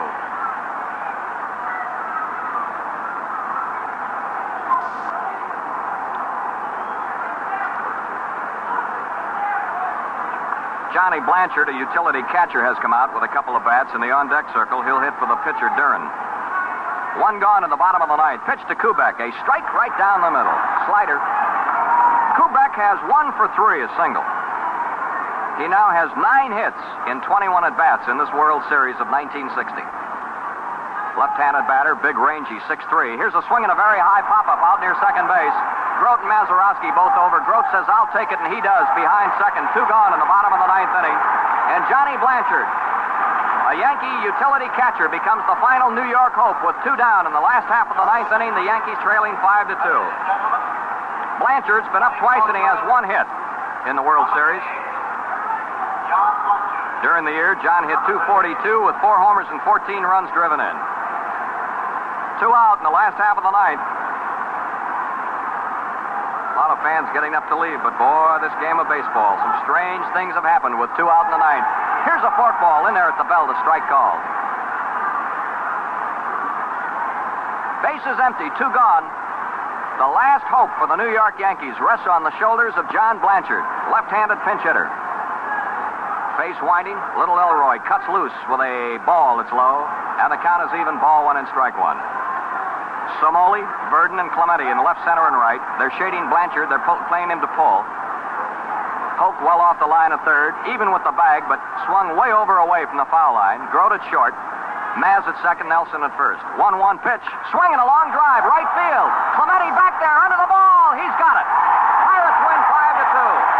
Blanchard hit 1 deep to Clemente. A line drive in deep right field. Caught. 3 up and 3 down in the last half of the ninth inning. And the Pirates win the ball game 5-2, and they now take the lead in the World Series 3 games to 2. And now they swing back to their own backyard, Forbes Field in Pittsburgh, for Game 6 on Wednesday afternoon. An open date tomorrow for traveling, but Game 6 will be played at Forbes Field on Wednesday with the Purdue boy, Bob Friend, going for the Pirates against Stengel's nominee, and Casey has not announced yet who his pitcher in Game 6 will be. Well, here are the totals in the ball game. For the Pirates, 5 runs, 10 hits, 2 errors, 5 men left on. The Yankees had 2 runs on 5 hits, 2 errors, 7 men left on. The winning pitcher, Harvey Haddix, his first World Series decision. The losing pitcher, Art Ditmar, his second loss in the 1960 World Series. And we'll be back with a recap and a summary of the ball game in just a moment. But again, the final score, the Pirates 5, the New York Yankees 2.